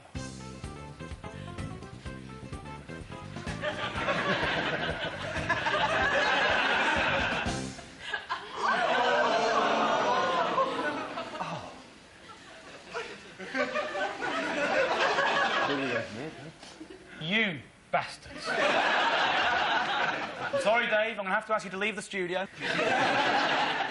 Goodbye. No! It's your fault. You voted him off. And I think I've got the measure of you now. You want me to fail. And I thought you might say that. And I've done something about it. I was tearing my hair out trying to think of somewhere I could find a 54th Dave Gorman. I'd been all over the world. I'd been all over Britain. I'd been all over Europe. Surely there was something in between. That's when it struck me. The Channel Islands. So we flew to Jersey. And if you don't believe me, here's my boarding card. And did we find the Dave Gorman there? Was this to be the end of my torment? Would this tiny island be home to Dave Gorman number 54? When I press this button, we'll find the answer.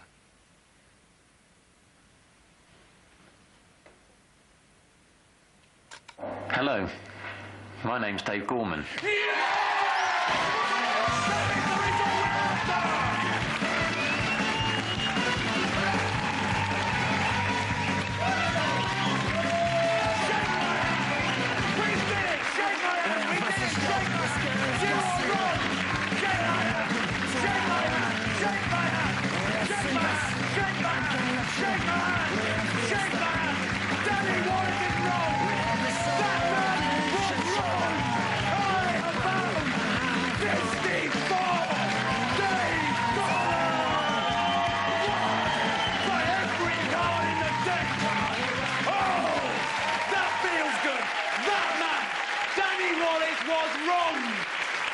Little Dave, where are you? Come on, little Dave. How are you celebrating? Hey! How are you celebrating, Dave? Tell them how you're celebrating. Well, Big Dave, I've decided to shave my beard to look just like you. Yeah! Well done, Dave. That is what I call dedication in a Dave Gorman. Well done indeed. And do you know what I did to celebrate? Do you know what I did to celebrate? I did this graph. We win every which way, ladies and gentlemen. We've achieved our goals. We've hit the 54 target. We've done it within the ideal miles per Dave Gorman zone. And I did this graph to celebrate. But what do you think I did to celebrate this graph? I'll tell you what I did. I hosted a party and invited all the Dave Gormans I knew. We managed to get 50 of them in a room. And because it made my day, we made them all wear name badges. Don't believe me? Here they are.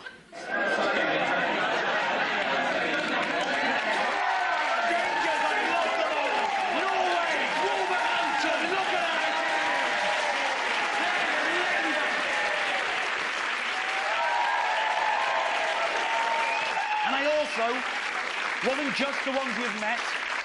I also invited a load of new Dave Gormans, and they came as well.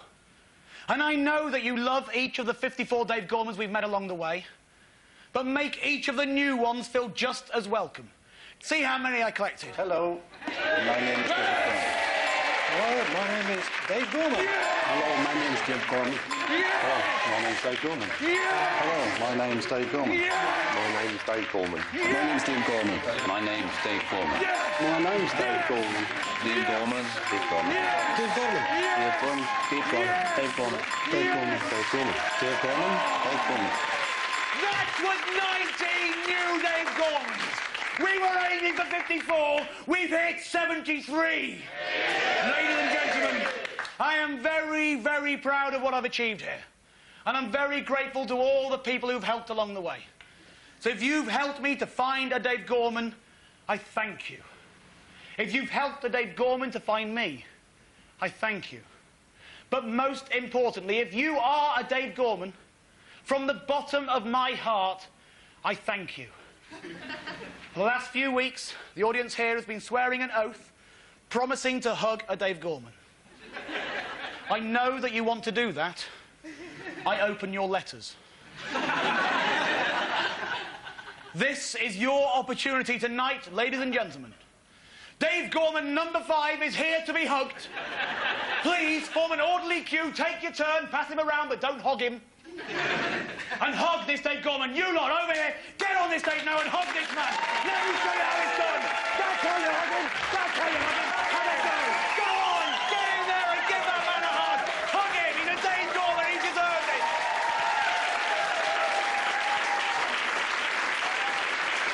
Have a party. Share it around.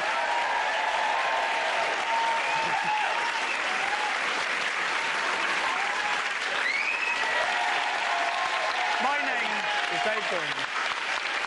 Good night.